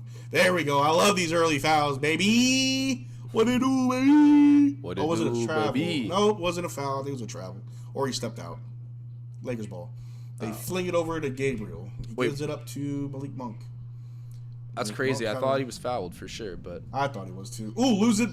He gives it to Gary. Gary bring it down. Got Russell on him. Ooh, Gary's going down. Pass it to Scottie. Clean. Big man. That's clean, baby. That's clean, sir. baby. That is some schoolyard basketball right there. Scottie Barnes playing a man's game in a rookie's body. Russell throws to Gabriel in the corner, shoots, and he misses. Rebound by Fred. Fred's bringing it down. He's in the corner, working the top. He's attacking. Ooh. Swings it to Precious, the good pass. Precious with the body. Nice controlled finish there by Achua. That's something that he might fumble up earlier in the season, but his poise around the rim has gotten so much better. The oven mitts have come off. LeBron for 3, and he makes it. Woo! It's cold, man. That is cold. But look who's bringing it down. Scottie. Oh, with his own rebound. LeBron! That's Oh! Hit him! Swing! Yo, what was that? Bro, Scottie cannot get sunned like that. He's got to punch LeBron straight in the kisser. What did I just witness? Okay, LeBron held him up. Look at that! And then just beams it right on him. Yo. All right, Jordan's the GOAT. Jordan's the GOAT. LeBron's after Dwight Howard. Great defense there by Scottie. Oh! Great job by Scottie Barnes. And foul. Hold that L, Gabriel. Hold that L. I love that, bro. LeBron James just kind of walks all over Scottie. Scottie comes back, makes 2 huge defensive plays right under the rim, back to back. And then Fred VanVleet gets the rebound, draws the foul. Great job by Scottie Barnes, staying poised, staying hungry, and not getting shook. That sequence had me hot, bro. Like, I was ready to stand up like I was in the arena, bro. Like, that was not cool. Like, it looked like he was holding him, and then just beamed the ball right at his face. I was already hot before he got the ball beamed at him. Gary Trent Jr. makes a move, goes up in the mid-range. Short. Ooh, Scottie with the board. To sack, 3. There we go. Precious Pascal. It was Siakam. I'm sorry. It's just beautiful to see Scottie Barnes not robbed of his assists. Siakam cashing that one there for him. LeBron lost some respect for me personally. Yeah, that pissed me off royally, and I'm a LeBron fan. Oh, Achua. Precious. Oh, slam it on him. Don't slow down. He's an old man. Do it for Scottie. Scottie, out. Precious. 3. Oh, that would have been nice. That would have been nice. All right, LeBron crossing half for the Lakers right now. He's covered by Achua. This has been a consistent matchup tonight. Good job for Precious. 3 from LeBron. Never mind. I'm going to shut my mouth. And 1 3. I don't care. I don't care LeBron taking over. That right there was dirty, and it makes him look weak. Yeah, well, you talking about what he did with Scottie Barnes? Yeah. Yeah. No, that...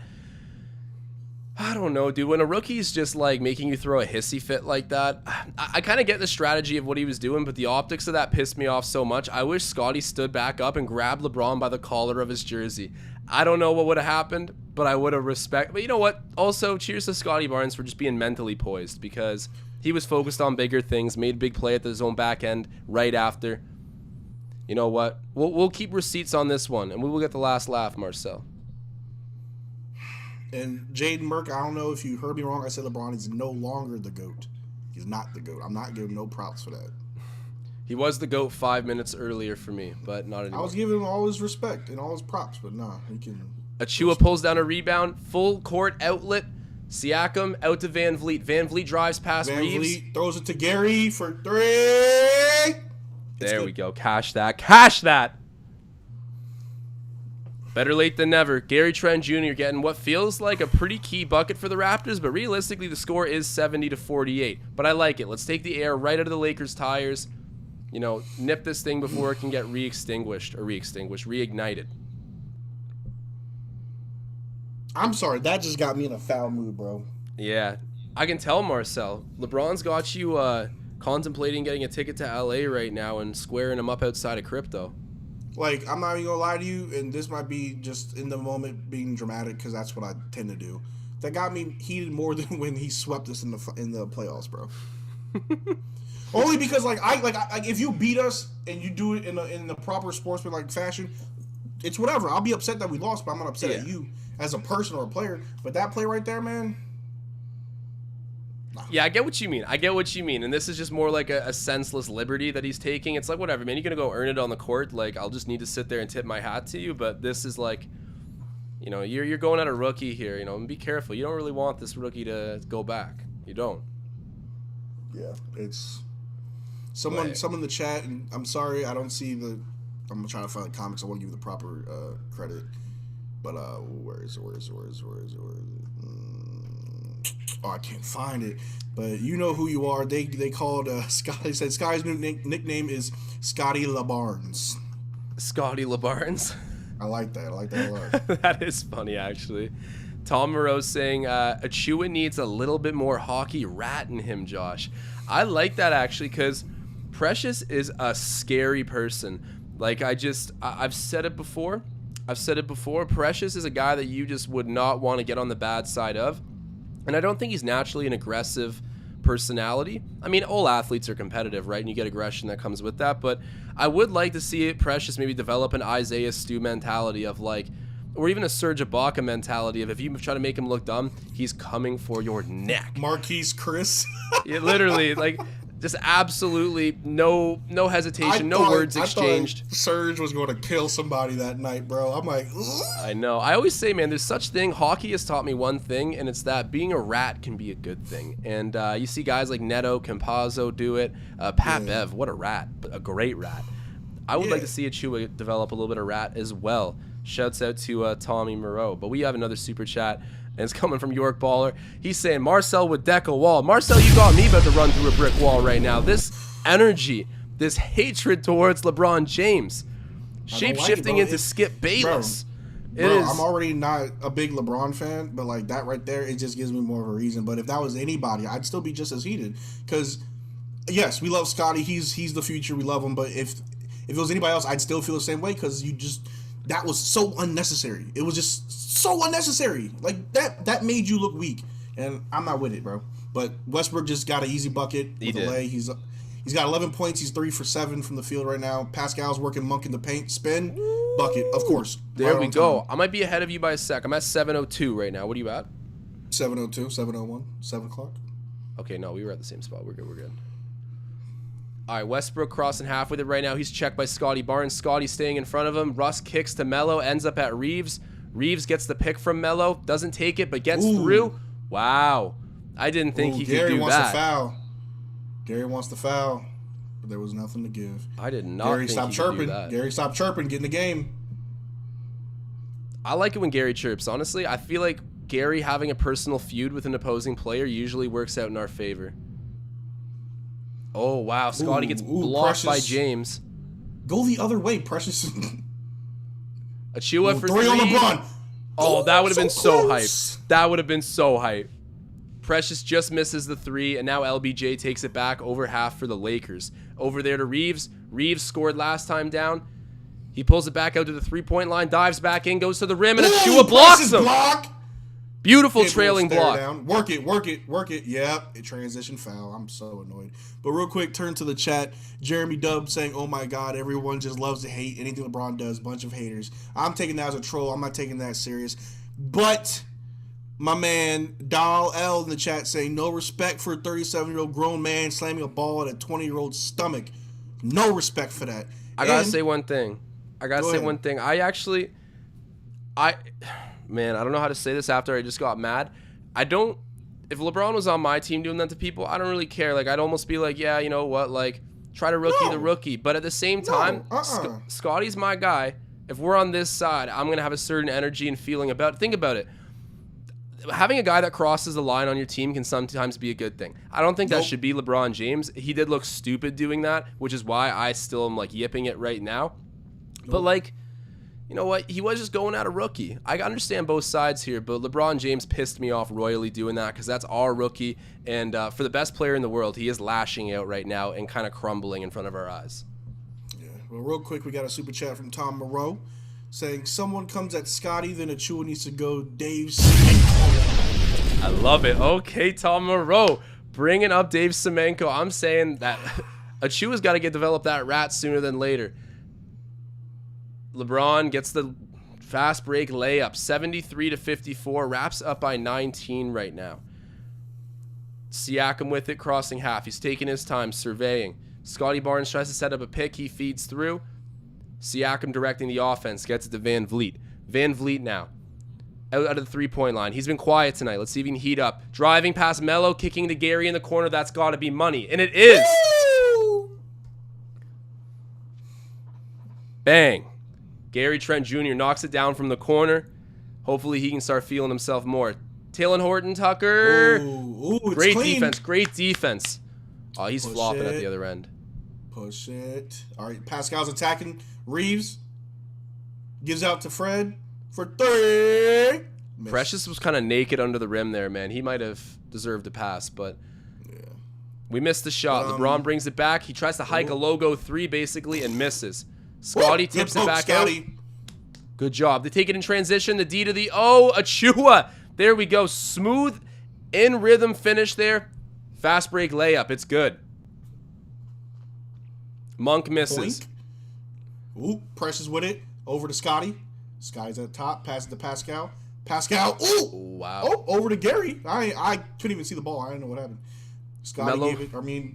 Wow. Gary gave it to Pascal. Pascal's attacking. Spins. Puts it up. And one. And one. And one. That was nice. That was kind of, it looked like a broken play, but ends with a highlight. Pascal Siakam, good in the chance for the 3-point play. Kem Birch is coming into the game right now. All right, look, I don't want to come across as soft, and I don't want to attack nobody in the chat, and that's not what I'm doing. I want to address Jeremy W. in the chat, saying he threw the ball, LO, not like he punched him. People so soft. I'm going to just say this, and this is just my personal belief. I'm not saying this as this is like the law of basketball, or this is just how it should be. Just how I view the game. I don't respect dirty play. So like when you were saying, you need a player like that on your team, I was totally against it. When you dirty up your game, you lose respect, at least for me. And I'm a nobody, so I guess it doesn't matter. But when you start playing dirty like that, man, like unnecessary like basketball plays. Remember when, I forgot the name of the player, when he like dove for a ball and LeBron got injured and everyone blamed him for doing that? It's like, oh, you need to dive for a ball. What? He was trying to make a defensive play. Melo hits a 3. So I'm not trying to say I'm soft. It's just when there's a dirty play, I'm gonna call it out, and that was a dirty play. Glad Scottie's okay. Glad no one got hurt. It didn't escalate, but maybe just from a spectator's angle, it looked a lot worse. I'll give it that.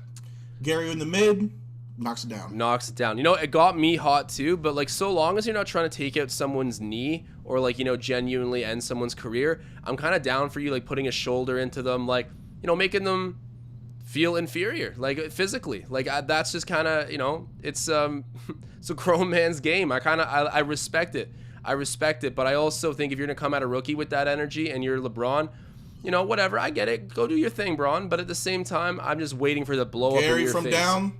Ooh, They got fouled. Though. We got fouled. There we go.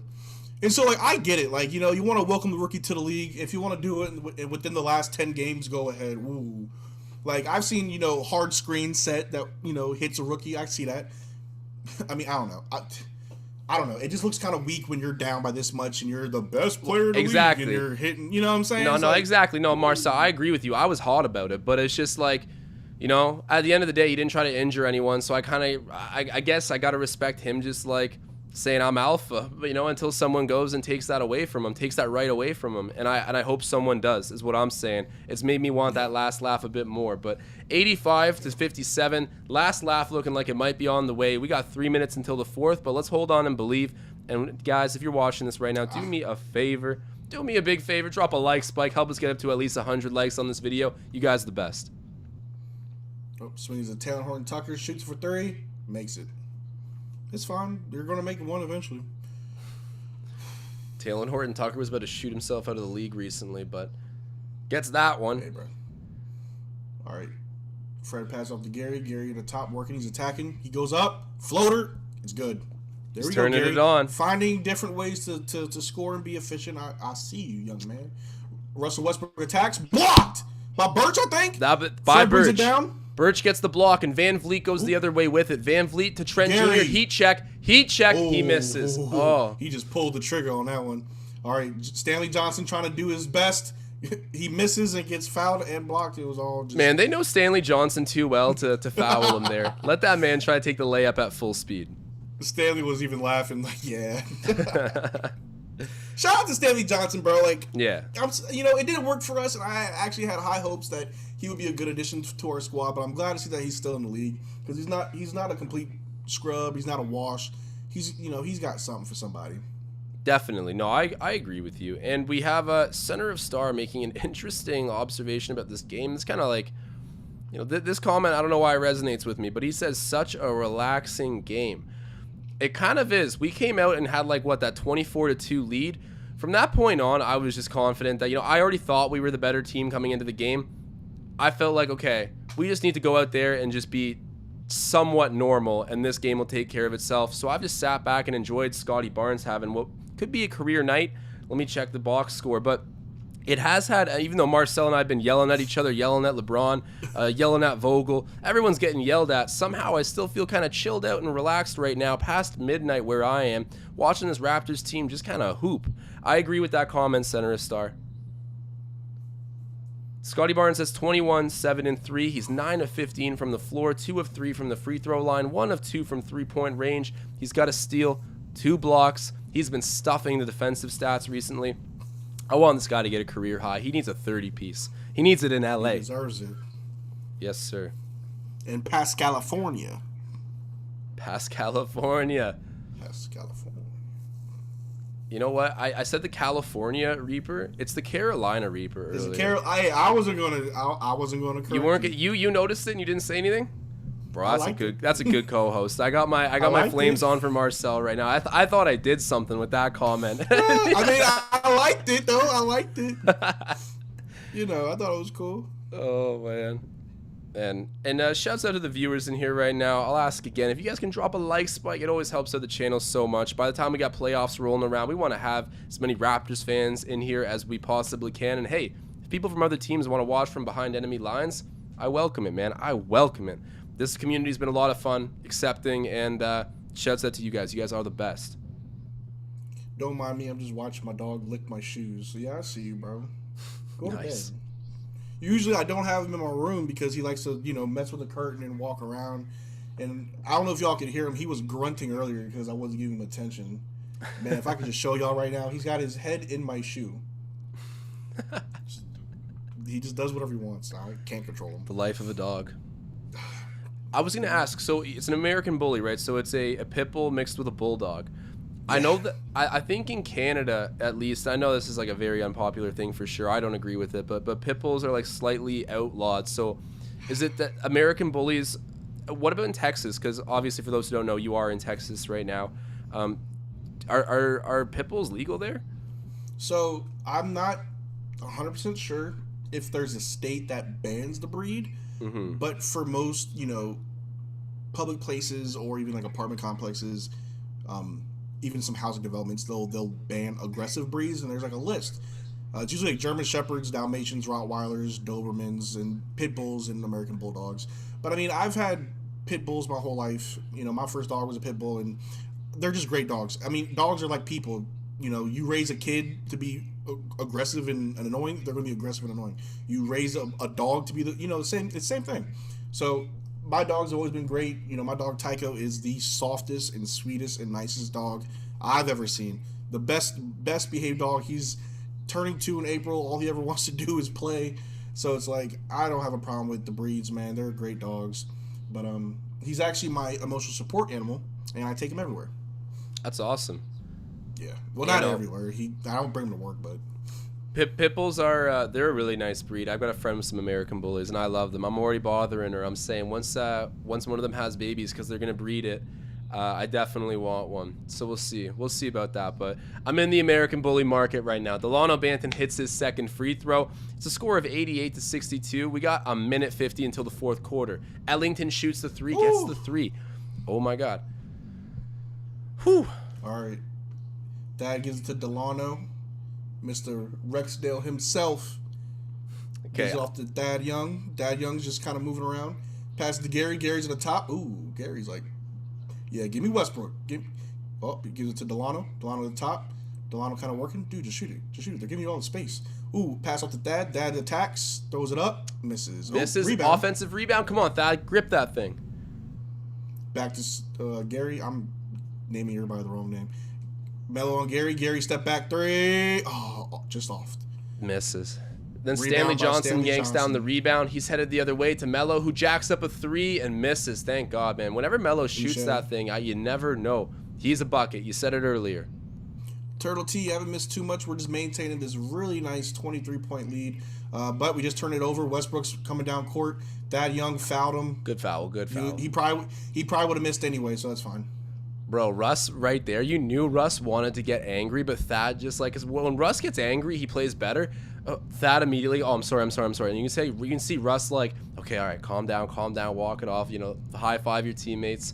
Thad Young's a vet. He is a vet. Yeah. Don't let Russell Westbrook get that stank face going. That's when he gets good. Yeah, Mike Kameen and a few others in the chat brought up how even Michael Jordan did some scummy things. And yeah, for sure. In an era where people were throwing punches and knocking people out and doing the think about the bad boy Pistons, right?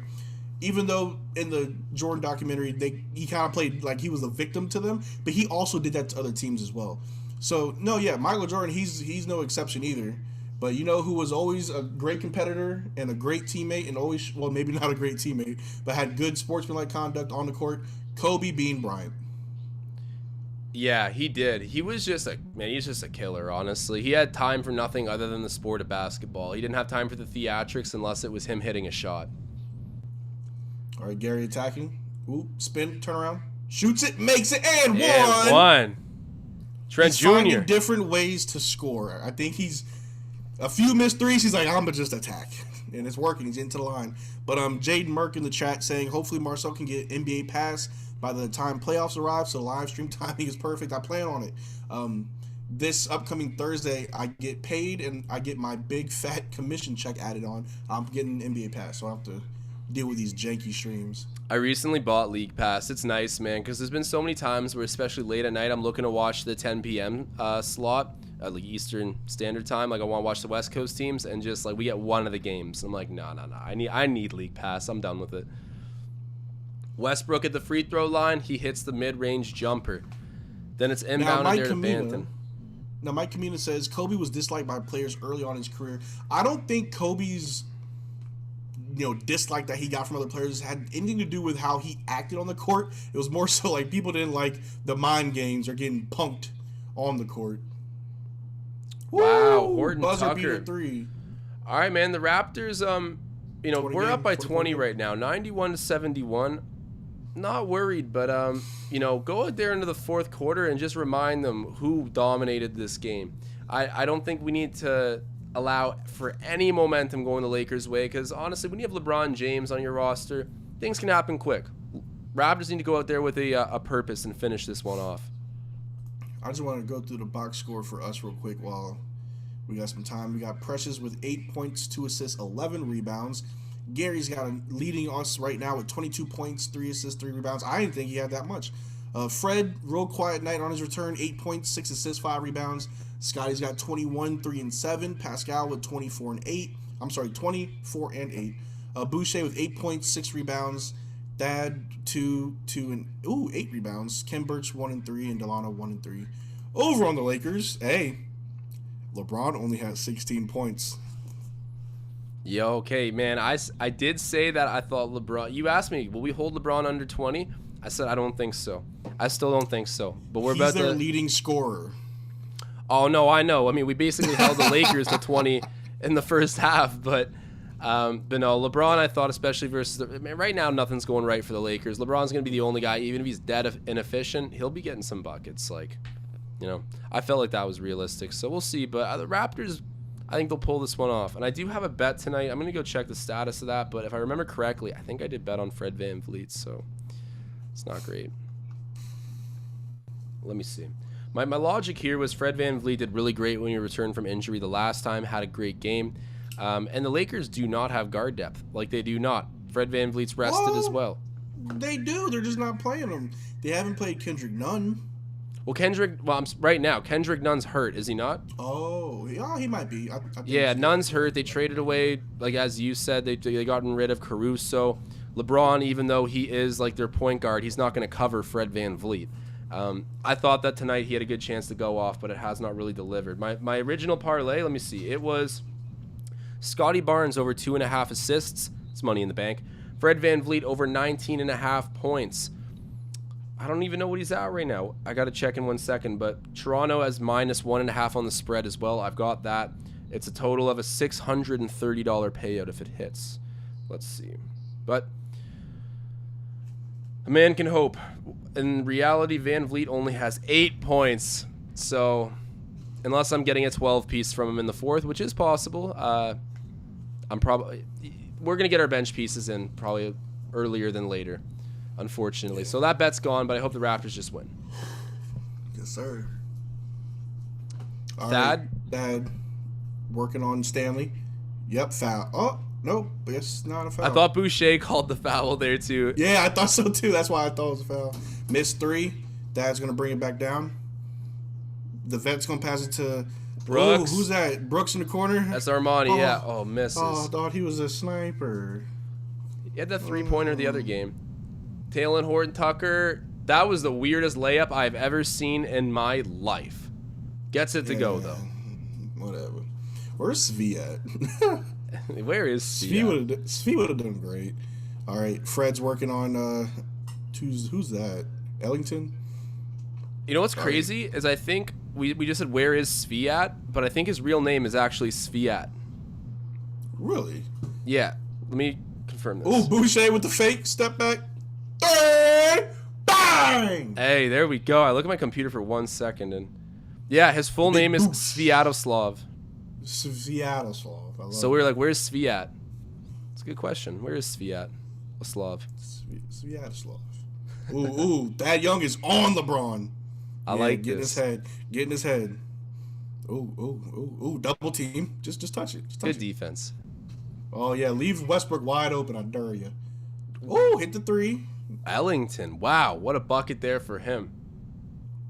94 to 76. We got 10 minutes left in this one. Scottie Barnes has the ball in his hands. Go get that 30-piece, Scottie. Go put the exclamation point on this. Work on him. Give that back up to Fred. Fred attacks, big 3. Ooh, no foul? Blocked. Someone else shot, foul. Is it good? I'm so confused. Nah, shot clock violation. That was just some sloppy play. Fred VanVleet gets blocked. Chris Boucher kind of goes out of bounds as he tries to put up the rebound. No fouls, just a turnover for Toronto. Saved by the refs, I guess. The reffing has been weird recently. It really has been. LeBron James crosses half for the Lakers. He's picked up by Thad Young nice and early. And then LeBron, I think, is calling people off. Yeah, he's saying get out, get out. He wants ISO. It's not working. Yeah, no. Ellington just disregarded him. LeBron's going to be pissed. Oh. Wow. Taylor Horton Tucker. Bro, Taylor Horton Tucker is the kind of guy to start balling out when the game's already done. Like, oh man, that was so great. Where was it all night? Scottie. Oh no. No, that's good. Scottie he drew the blocking foul there on THT. Yeah, Ryan Henderson saying, given the ball to Scottie, though. Scottie, very early on, looked like down to initiate the offense, but it's just rare that we see them consistently try to go back through him. And it's because, I mean, you got Van Vliet, you got Siakam, Achua apparently wants to, like, shoot now. Like, you know, there are mouths to feed on this team, but if Scottie Barnes had ended up going somewhere else, like, let's say he actually ended up in Orlando, where to be honest, he was kind of supposed to go. If he was in Orlando right now, bro, I wonder where his averages would be, because in one regard, I think they could be worse because he doesn't have the Raptors coaching him and helping him. But I also think that he would just get so much more initiation of the offense. I don't know. We'll never know. But Siakam, he gets fouled. Sviat, I see you, boy. 47th overall pick by the Lakers. He's on the bench. Bro, he's a former Laker champion in the Summer League. All right, I'm going to bed. I remember that was actually a really cool Summer League team, man. They had like Jay Hart, Kyle Kuzma, Alonso, Julius Randle, Sviat. It was a very random team. Meh. I think Caruso was on that team too, actually. So I saw a few people talking about it earlier in the chat. We haven't gotten a chance to address it, but a few people have asked, who do we think is the best player in the league right now? I gotta say Giannis Antetokounmpo. So I'm gonna give you. So my answer is only because I gotta be consistent and not be too biased. I'm not sure if I was too far from the mic. I have to give this answer because I can't be biased. When Kobe Bryant was still in the league, I said until Kobe retires, LeBron is not better than Kobe. Even on his 20th season, I couldn't say that LeBron was better than Kobe because Kobe was still there. Until LeBron retires, he is still the best player in the league. I just gotta give him that. You see, I think the respect there is admirable, but at the same Woo, bless me. Bless you, Marcel. But from an objective standpoint, what do you think? Like, of course, in principle, you gotta leave the king on the throne per se. But yeah, who you taking as a prospect? Then we'll reframe it like you gotta build a franchise tomorrow. You can pick anyone, first overall pick in the whole world. Who you grabbing?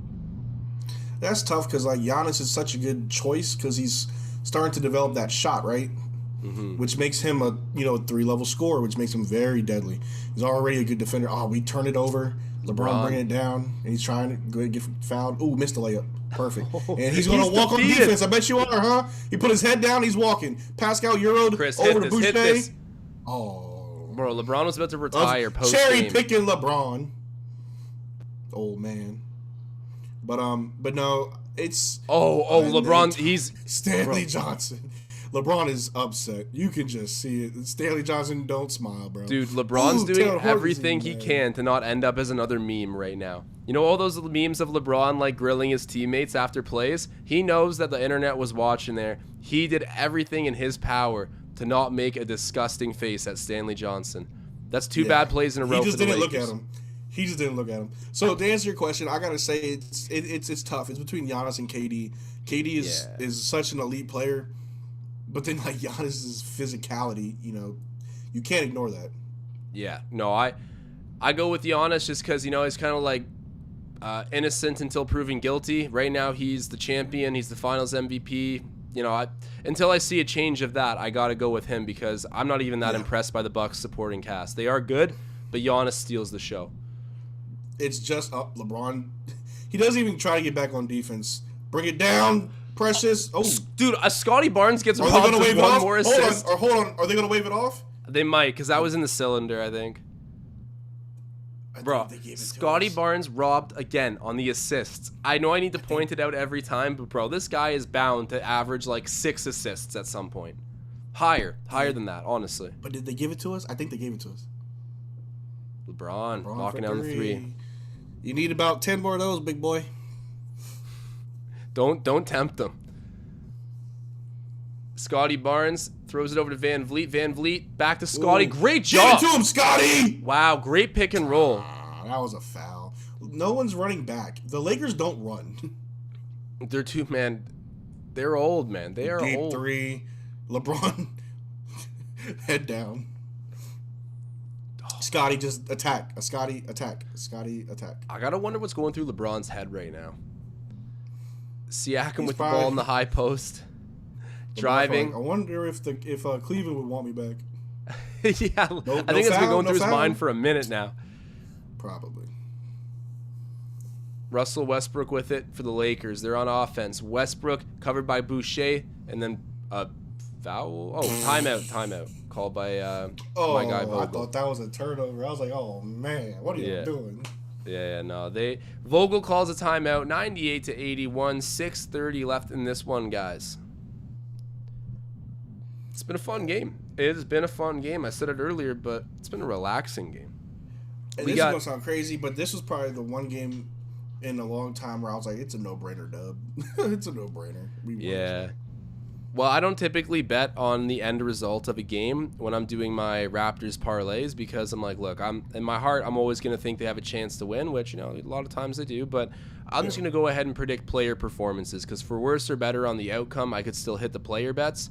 Tonight, I sprinkled in the Raptors spread. I was like, I feel okay about this one. And, hey, they've been delivering. Not done yet, but they went out there and they knew the task tonight. I'm happy to see it. Apparently, Fred VanVleet didn't know the task, though. He's going to cost me my money tonight. But. It's fine. I'm over it. Man, it's going to be weird because when LeBron does eventually retire, it's like the debate for who's the best in the league won't be as clear-cut as it has been. Yeah, I think so. I agree. Like, who do you think it comes down to? Because I would be tempted to say that the immediate dudes you would look to as maybe the next faces of the league would be like Luka, Giannis, and then Ja Morant's like crept right into it. Like those three guys, I feel like are gonna be fighting to take the torch away from LeBron. I feel like it's gonna go right into Giannis's hands, though, honestly, because, like I said, he's innocent until proven guilty, and right now he's holding the hardware that says he's the best. And so I'm curious to see what he does with it. But so many people are high on Ja Morant. I know you're a big Ja guy, aren't you? Oh yeah, but I feel like his team's success is kind of giving him a lot of the credit. You know what I mean? Like, people forget that when he was out for that stretch of time, the team was still doing good. They were better. And I'm not going to say that. I know. I'm just speaking strictly record-wise. Yeah, and I don't want to take nothing from Ja. He's phenomenal. He's great. But let's slow it down. I like to see consistency from players and from teams before I just start giving you all this, credit. I'll give you credit where credit's due, but to give you any more than what you deserve, I gotta see consistency. So when it comes down to who's the best player once when LeBron leaves, I feel like they're not going to give it to someone who's winning, right? Yeah. Like, whoever, like, for example, right? LeBron's out the league. Right. And let's say the Suns finally win. Are we going to say Devin Booker's the best player in the league? Well, it depends. I mean, I'd need to see more, but the reason I say Giannis is he had the MVP depoy season the year before he decided to screw around and win Finals MVP. So, like, he's had a bit of a track record, which makes me feel more comfortable with it. But, I mean, if D-Book can win a Finals MVP and just snap for a whole postseason and become a champion, then he definitely does creep into the convo, I guess. But let's just pray that doesn't happen, honestly. I could not stomach a league where D-Book is the face of it. I got to point out, people in the chat, they caught us sleeping a little bit. D-Ned saying it's Giannis, Jokic, Luka. You're right. Jokic is right in there. He's not sexy with it, bro. I don't know what to say about Jokic. You can't deny results. He is great. He is definitely among that list too. And then someone bringing up Steph. I'm not going to put Steph in the argument. I think he's like top 15, top 10. I know he's top 10, but he's not going to be a top 3. Ooh, Van Vliet. Federico for 2. Those 3. There we go. We're about 17. But yeah, Steph right now, I think is shooting. He's like 59th in terms of 3-point percentage. Yeah. Yeah. Like I just. LeBron, what was that? What just happened? I was too busy slandering Steph. He threw like a just a beam of a pass into the Raptors bench. The Lakers are an absolute circus, dude. An absolute circus. Scottie Barnes with it, driving on Monk, backing into Monk, kicking back out. Then it goes to Siakam. Trent getting past LeBron. Oh, nice move. Ooh, and one. Bro, hold that, Malik Monk. Malik Monk's a player, but he does kind of piss me off. I don't know. I want to see him get dunked on. He kind of looks like J.R. Smith a little bit. What was that? Malik Monk kind of reminds, like, he kind of looks like J.R. Smith in the face. I kind of get what you mean. Yeah. My dog keeps bringing me his toy. Is it your boot? Nah, it's this. It's a teething toy. So, fun fact to everybody, or to anybody who cares, my dog can eat any toy you give him. Like I've been told, like, oh, give him the Kong toys. Those are meant for heavy chewers. You know, they're indestructible. I sat down and watched him eat tear a Kong toy in half in 30 minutes. Almost every toy I've given him, he eats it, and he gets sick, and he poops it out. You are an expensive dog when it comes to the vet. But, so I've had to buy, like, these heavy-duty chewing toys that he won't destroy, but I also have to give him, like, bones so he can actually eat something. Fred misses that. But, yeah, I've never had a pit bull, but I would imagine with the way their jaws are structured, they would pretty much chew through anything, honestly. He does a good job of not chewing, like, my wires or mess around with certain stuff. I caught him chewing a pair of my shoes, had to throw them away. He likes to chew on the corner of our coffee table, which is so random. Oh, that sucks.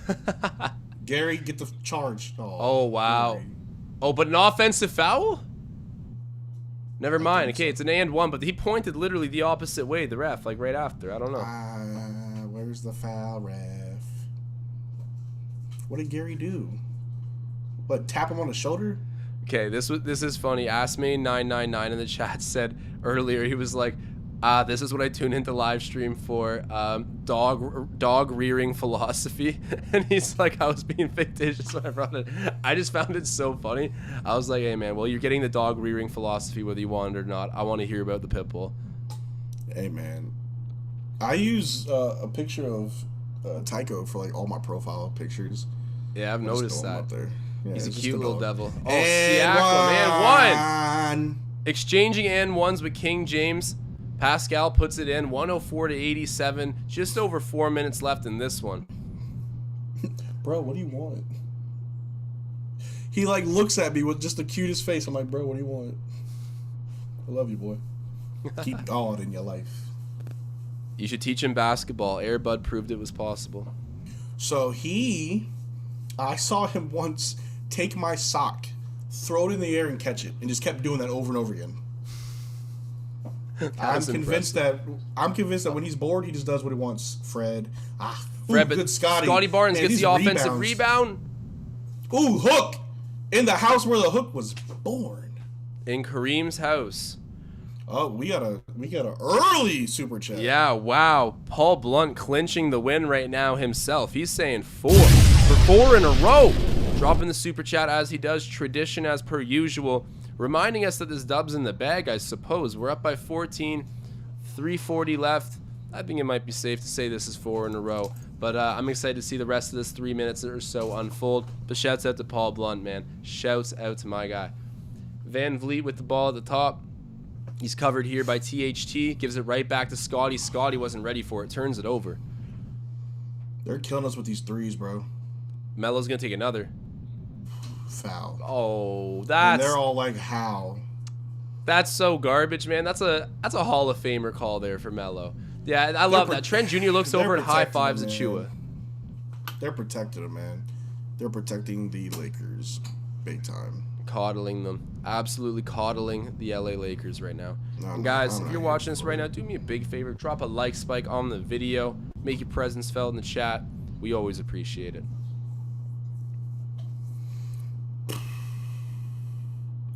I have a lot of faith that this game is a done deal, but I need to see it to believe it. I don't believe it. And I feel like it's going to be like a close finish when I wanted a blowout, but it is what it is. It'll be an unnecessary it's not how you start, it's how you finish. Hey, see what's happening in the background, man? What? He wrapped himself in it. Oh, it's about to come down. Please get up. Please get up. Go. Go to bed. Go. Go. Go to bed. Go. No, go. Me talking to LeBron right now. Siakam over there to Scottie. Scottie driving. Puts up the alley-oop to Achua. There we go. Throwing it down. Bring some life into this game, man. I like it. I like it. THT goes up. He wanted the foul. Doesn't get it. The putback's not good either. And a late call. That's kind of a fair loose ball foul, but like the reffy boy noticed that a little bit late. No. Go to bed. Go. Go. Go. Go. Come on. Go. Go. Oh, man. James Power in the chat saying, yo, Josh, Steph just dropped 47. Hey, man. Look. Stay. Steph Curry is a national treasure. A national treasure. Greatest shooter of all time. Still to this moment, he's like that dude. I'm just saying, like, if his whole shtick is three-point shooting, which, you know, he's a good player, a very good, like, no, he's a great player, but, like, what makes him in that conversation of is he, like, top 5 in the league, top 10 in the league even, it comes down to three-point shooting.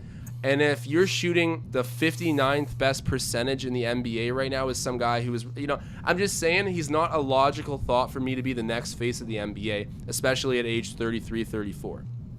Like, that's not even Steph's slander. I'm just saying, like, to be honest, the next 5 to 10 years is going to be dominated by, like, Luka, Giannis, Ja, Jokic, probably not Steph Curry. But, you know, Steph's been that dude, so I definitely do respect him, and I love Curry.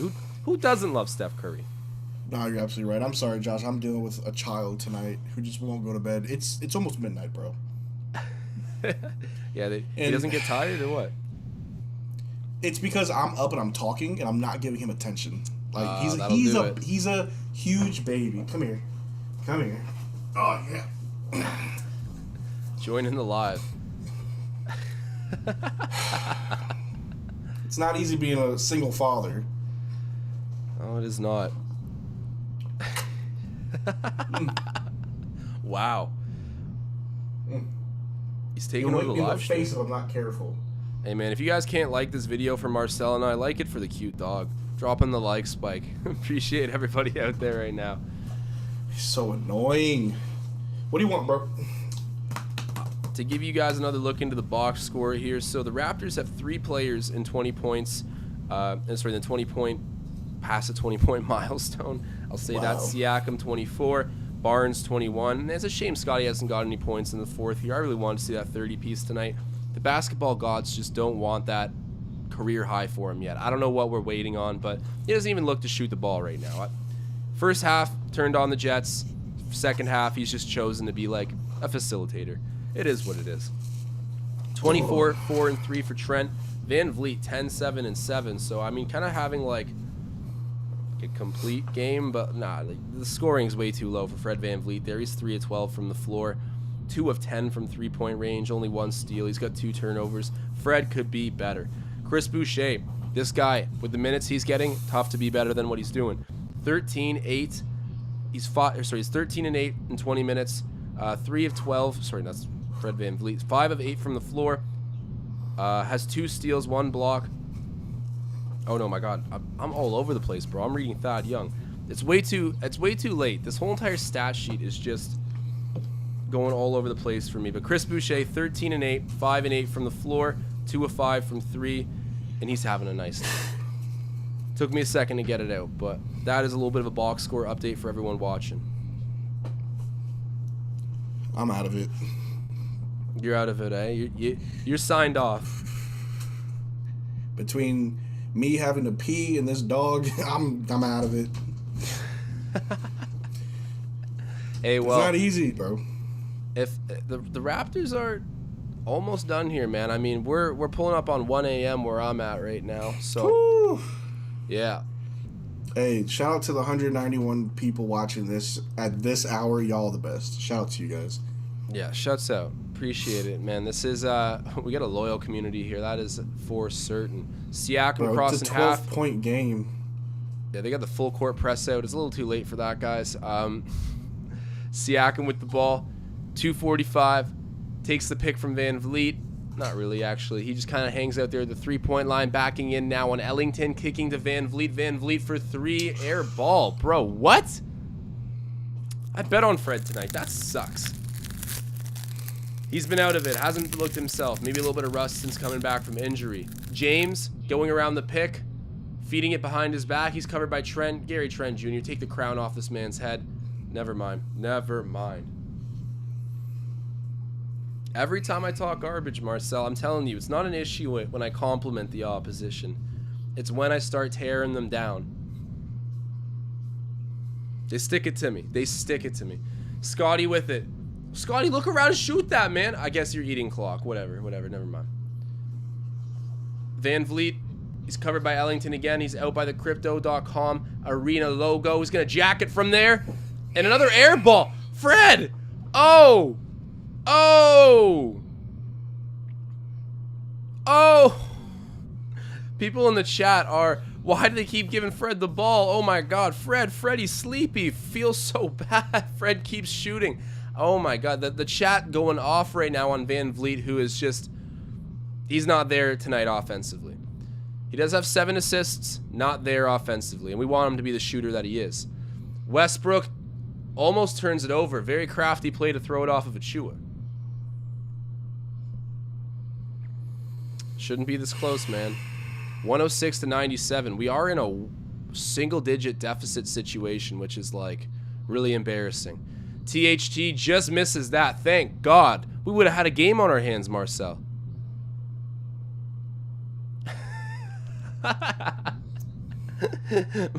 Marcel checked out. He's done. Siakam with the ball. Driving at Melo. Getting past Melo. He's fouled. Yeah, that's a foul. That is a foul. He'll be shooting too. 120 left. How you doing, Marcel? What's on your mind? I'm trying not to read the chat. I'm trying not to read the chat. Well, we just sounded off on Van Vliet.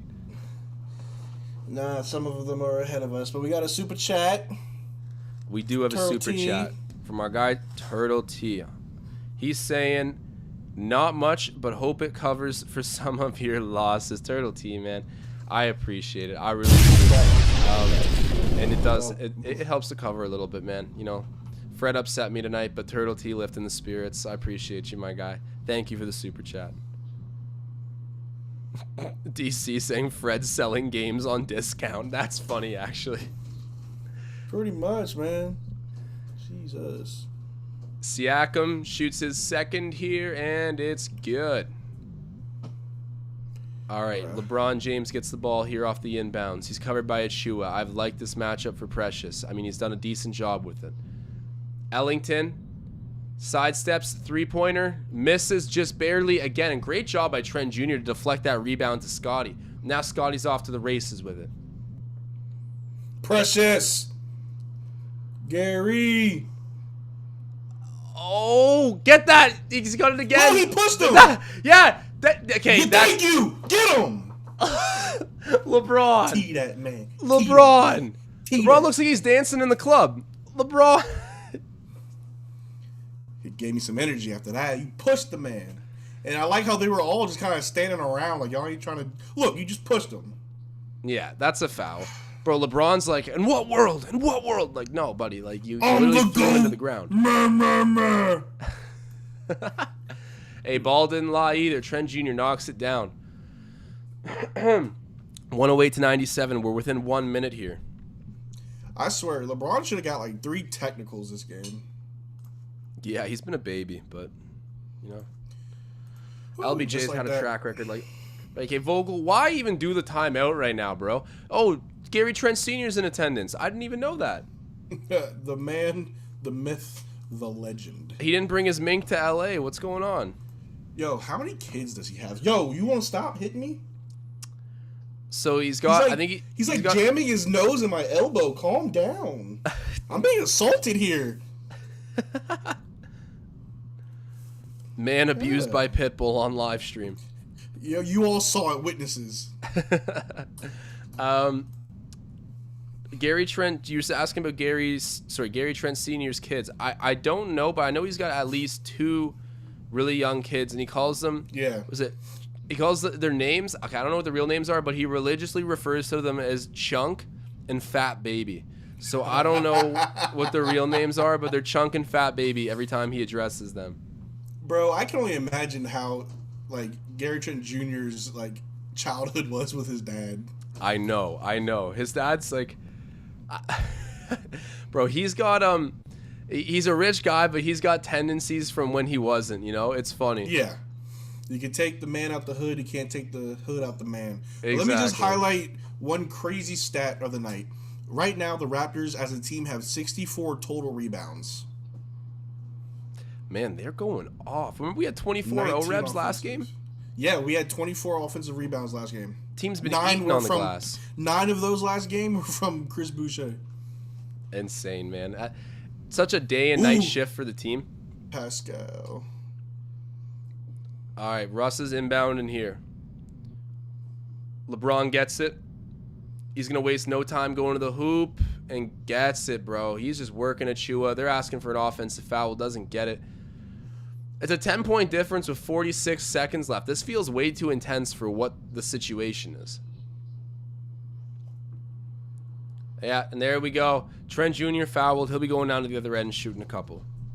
All right. What time is your stream at? Because I had to reset my whole thing. 46.2. What are you at?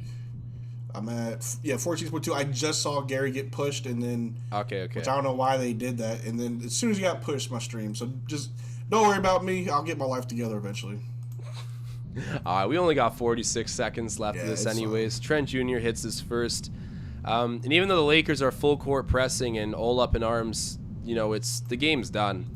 As much as this is a cute little effort at the end to act like you weren't getting blown out the whole night at home, no, like you guys are still down by now 11. Like this, it's done. It's over, ladies and gentlemen. It's over. It's over. And guys, if you're watching this right now, do me a favor, drop a like. Spike Gary Trent Jr. hits his second, but show love, help us get this video up to 100. Or we're already way under 100. Never mind. I can't even be asking for likes anymore. You guys already did. Is that Taylor Horton Tucker with a tough bucket? Man, this guy is actually such a typical player to go off when his team's done. Like, this man couldn't score a bucket the whole first half. He's the so not clutch. I know THT actually has some pretty nice offensive upside, but I do watch the Lakers. I honestly do. And THT is not clutch, like, at all. Well, if you've watched LeBron over the years, you realize that young players don't develop under him, so... Yeah, man, look at the Lakers actually have such a crazy list of current alumni in the league. They are all doing great elsewhere. Honestly. Even a guy like Josh Hart is hooping. Yep. I always thought he was a solid role player. Me too. Oh! Pascal got swiped by the GOAT. Hey, yeah, I'm LeBron James. I mean, I was just running by. You want to hit my elbow. I mean, it's a foul anyway. LeBron James. LeBron James. Well, I don't want to point out an obvious spoiler here, but the guy from Vancouver might be indicating, I don't know, I'm getting a feeling that there might be a W involved at the end of this game based off of the chat right now. LeBron James, just trying to take the offense into his own hands. Oh, no, that is a foul. It was all face and elbow. Like, how is that not a foul? And is he arguing with Siakam right now? No, I think they're arguing with the ref. I can't tell. Siakam literally... How is that a shooting foul? They just don't want the Lakers to get blown out. And that's fine. Hold this L. Surprise. LeBron makes his first. And call it what you want. Don't really care. Call me a hater. It's whatever. LeBron got away with a lot this game. He did. He actually did. That is a very good point to bring up. And, like, I don't hate on LeBron for the sake of hating on LeBron, but you're correct. All right, LeBron hits both. Trent Jr., Siakam. Man, they're going to foul him. Like, what's the point? Okay, they're not going to. Yeah, they are. Like, man, what is the point? Honestly, like. You're down by 9. I don't even get it. I don't even get it. Whatever. Maybe this is why I'm not an NBA coach. I'd be in the change room right now. That's why I couldn't be in the NBA, because I'm just gonna trash talk the entire time. Like, if I was Fred, dude, I'd be like, I'm guarding LeBron. Hey, LeBron, bro, you're losing. How could you not beat us since you joined the Lakers? Aren't the Lakers better than Cleveland? Like, wow. Like, I would just be in his ear being annoying the entire time. I love that, man. You turn into Lance Stevenson out there. I got built. Yeah. Lance is one of my favorite players, actually. I gotta say, I'ma he's a guy say who can this, play bro. ratty. I'm very happy that he's back in Indiana. Yeah, You know me what I too. mean? That's Like, where he belongs, bro. The people in Yeah. Indiana look at him like the way that They people in love him. Golden State look at Steph Curry. It's ridiculous. They think he's And actually. even though he wasn't the best player to ever put on the jersey, it's kind of like, you know, admiration through commitment. Because I'm pretty Yes. sure there's a few Raptors players that we love that aren't the best Raptors player ever. You know what I'm saying? Like, people love Utah. Haven't seen much of him. People love, you know, other players. Yeah, no, I hear you. I hear you. I do find it like Lance Stevenson is like he's not a star. Yeah. Maybe one. I don't know. It's a weird thing. But people in Indiana, they do look at Lance Stevenson like he's damn well LeBron James, and I love it. Why not have that energy for your franchise guy or someone that means a lot to the fan base? I like Lance. I straight up do. He brings some flavor to the game. I like it. Siakam makes his first. And it's harmless too. You know what I'm saying? It's all harmless. But shout out to ASS Main 999 saying Marcel is Raptors coach. Hey ref, let me tell you about my dank dog, bro. Oh yeah. oh yeah. I would get a tech for distracting the refs so my players do whatever they want. Assistant coach Tycho. I would bring my dog with me to every game. I know you're not lying. Siakam hits that other free throw. It's 114 to 103. I can't wait to see how many fouls and timeouts they decide to pull out. Oh, never mind. Just as I get sarcastic, THT is going to dribble it out. Oh, hold on. I bet you THT is going to jack up a last-second shot here, and he's going to make it because there's nothing on the line. Let's see. Let's see if he does it. I swear I'm not looking at the chat. Nothing like that. Let's see. LeBron's the first one off the court. He's going to jack it up. I don't know. Literally, there was already cameramen on the court by the time that shot was put up. So I don't know what happened there. LeBron walked off before the final buzzer. Is this your king? Yeah. Is this your king? Frank Vogel needs to go grab him by the collar, yank him Bring him back out onto the court. Shake their hands. Bro, if he did that, I would give... I don't care what the Lakers' ending record is. I would definitely hand the Coach of the Year award to Vogel if he went and grabbed LeBron by the jersey and brought him back out to the bench for the end of the game. Because it's like... So, I got into a little argument with a friend of mine who's a big LeBron fan. Shout out to my man, Quayshawn Taylor, a good friend of mine from the Army. That's like my brother. But he's a big LeBron fan. And remember last year against the Suns, LeBron left when there was still, like, time on the clock? Yeah. Like, maybe 2-3 minutes, he just walked off. And my friend was like, they were already losing. Game was over. Series was over. Why stay? I'm like, that's not sportsmanlike conduct, bro. Like, that's not what a leader does. I mean, if that's the case, why don't teams just quit when they're already down by that much? You just keep playing. Like, that's what you're supposed to do. Even if you're going to lose, you just keep playing. No one else just walked off. Yeah, and well, I made a joke earlier about like I'd already be in the change room. I not actually. Like it's not actually how you should do things. I just mean more from the perspective of why are we getting challenges and fouls when they're down by 13 with 40 seconds left. You know, like that's more my question. But leaving your team when the game's still going on and walking off early, heading to the change room, like you're selling out. And it's just a terrible look for the guy who's supposed to be the leader. Like someone's got to step up there in LA, and we had a big debate at halftime over who that should be. But if you guys are watching this now, definitely go back and check out that halftime. It was a lot of fun. Marcel and I going back and forth. I don't know if we found a clear winner of this one, so you guys tell us in the comments. I know a lot of people sided with Marcel. Definitely a silent majority with me. I'll go ahead and assume that. But I'm playing. It was a good debate for sure. And the Lakers, the bottom line is the Lakers are garbage. But the Raptors took care of business tonight. They took out the trash. And they're in Los Angeles doing this, and Scottie Barnes looks like a star in the making. Nothing short of. And tonight was fun. Marcel, you got any rundown to give of the game? Anything that stood out to you? I really liked what I saw from Gary. You know, like I said earlier, finding different ways to score, find different ways to be effective, and not just keep throwing up bad shot after shot. He got to the line quite a few times. I like that. Precious, he had a lot of tenacity, pulling down 11 boards. Pascal himself had 11. Thad Young with 9 boards. And Chris Boucher with 8. As a team, we finished with 64 rebounds, 19 offensive rebounds. I like that a lot. So, I mean, I mean, we started out pretty good, kind of teetered off towards the end there, but you know, like I said, it's not how you start, it's how you finish, and I mean, we finished well. Facts. Absolutely the facts here. So I do need to convey some unfortunate news to our fan base. There will not be a post game tonight with Ben and Riker, unfortunately. Expect content as soon as tomorrow. It's probably tomorrow morning. I'm not entirely sure, but there will not be a post game tonight. But you know what? If you want to go back and watch some of the stream, Marcel and I were having some fun the whole time, breaking down a lot of things that we've noticed about this Raptors team.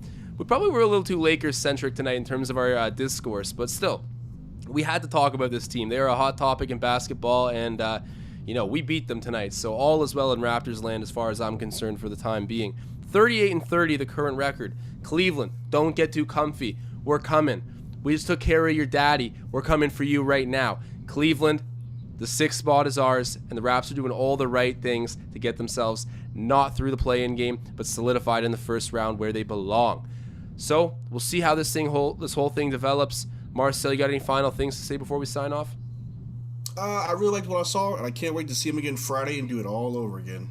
But as always, never gonna not say it. Always gonna say it. Don't care if you hate hearing it. I'm gonna keep saying it. Mental health is very important. I take it very seriously. I've struggled with it myself. I've come a long way. If you're ever going through something, you ever feel down, you ever feel like you don't have anybody, as long as you got me, you got somebody. Reach out to me on all my social medias. My name is Marcel Martin on Facebook, retro_senpai on Instagram. I'll put in the chat. Reach out to me. You know, ask anybody in the chat who does talk to me. You know, you talk to me, I talk back. Always. You're never alone. You always got me. Marcel Martin, the man of the community, people's champ, stand-up dude. And I echo the same message for sure. So the community means a ton to me. Mental health is a real issue and something that's getting talked about more and more, and that's important. But people like Marcel continuing to push the conversation. So hats off to you, sir. And to the rest of our community, I'm excited to see you again very soon. Let's enjoy this W. I know everyone's going to be watching the highlights going to bed tonight, thinking about how awesome it was. I will be too. And if you're watching that, throw on the live stream as well. We love doing this for you guys. We're looking forward to continue doing it. And make sure to check out Marcel's video going up on Courtside tomorrow with Ben. It's going to be a debut, and there's much more coming where that came from. So, in the meantime, guys, I'm signing off.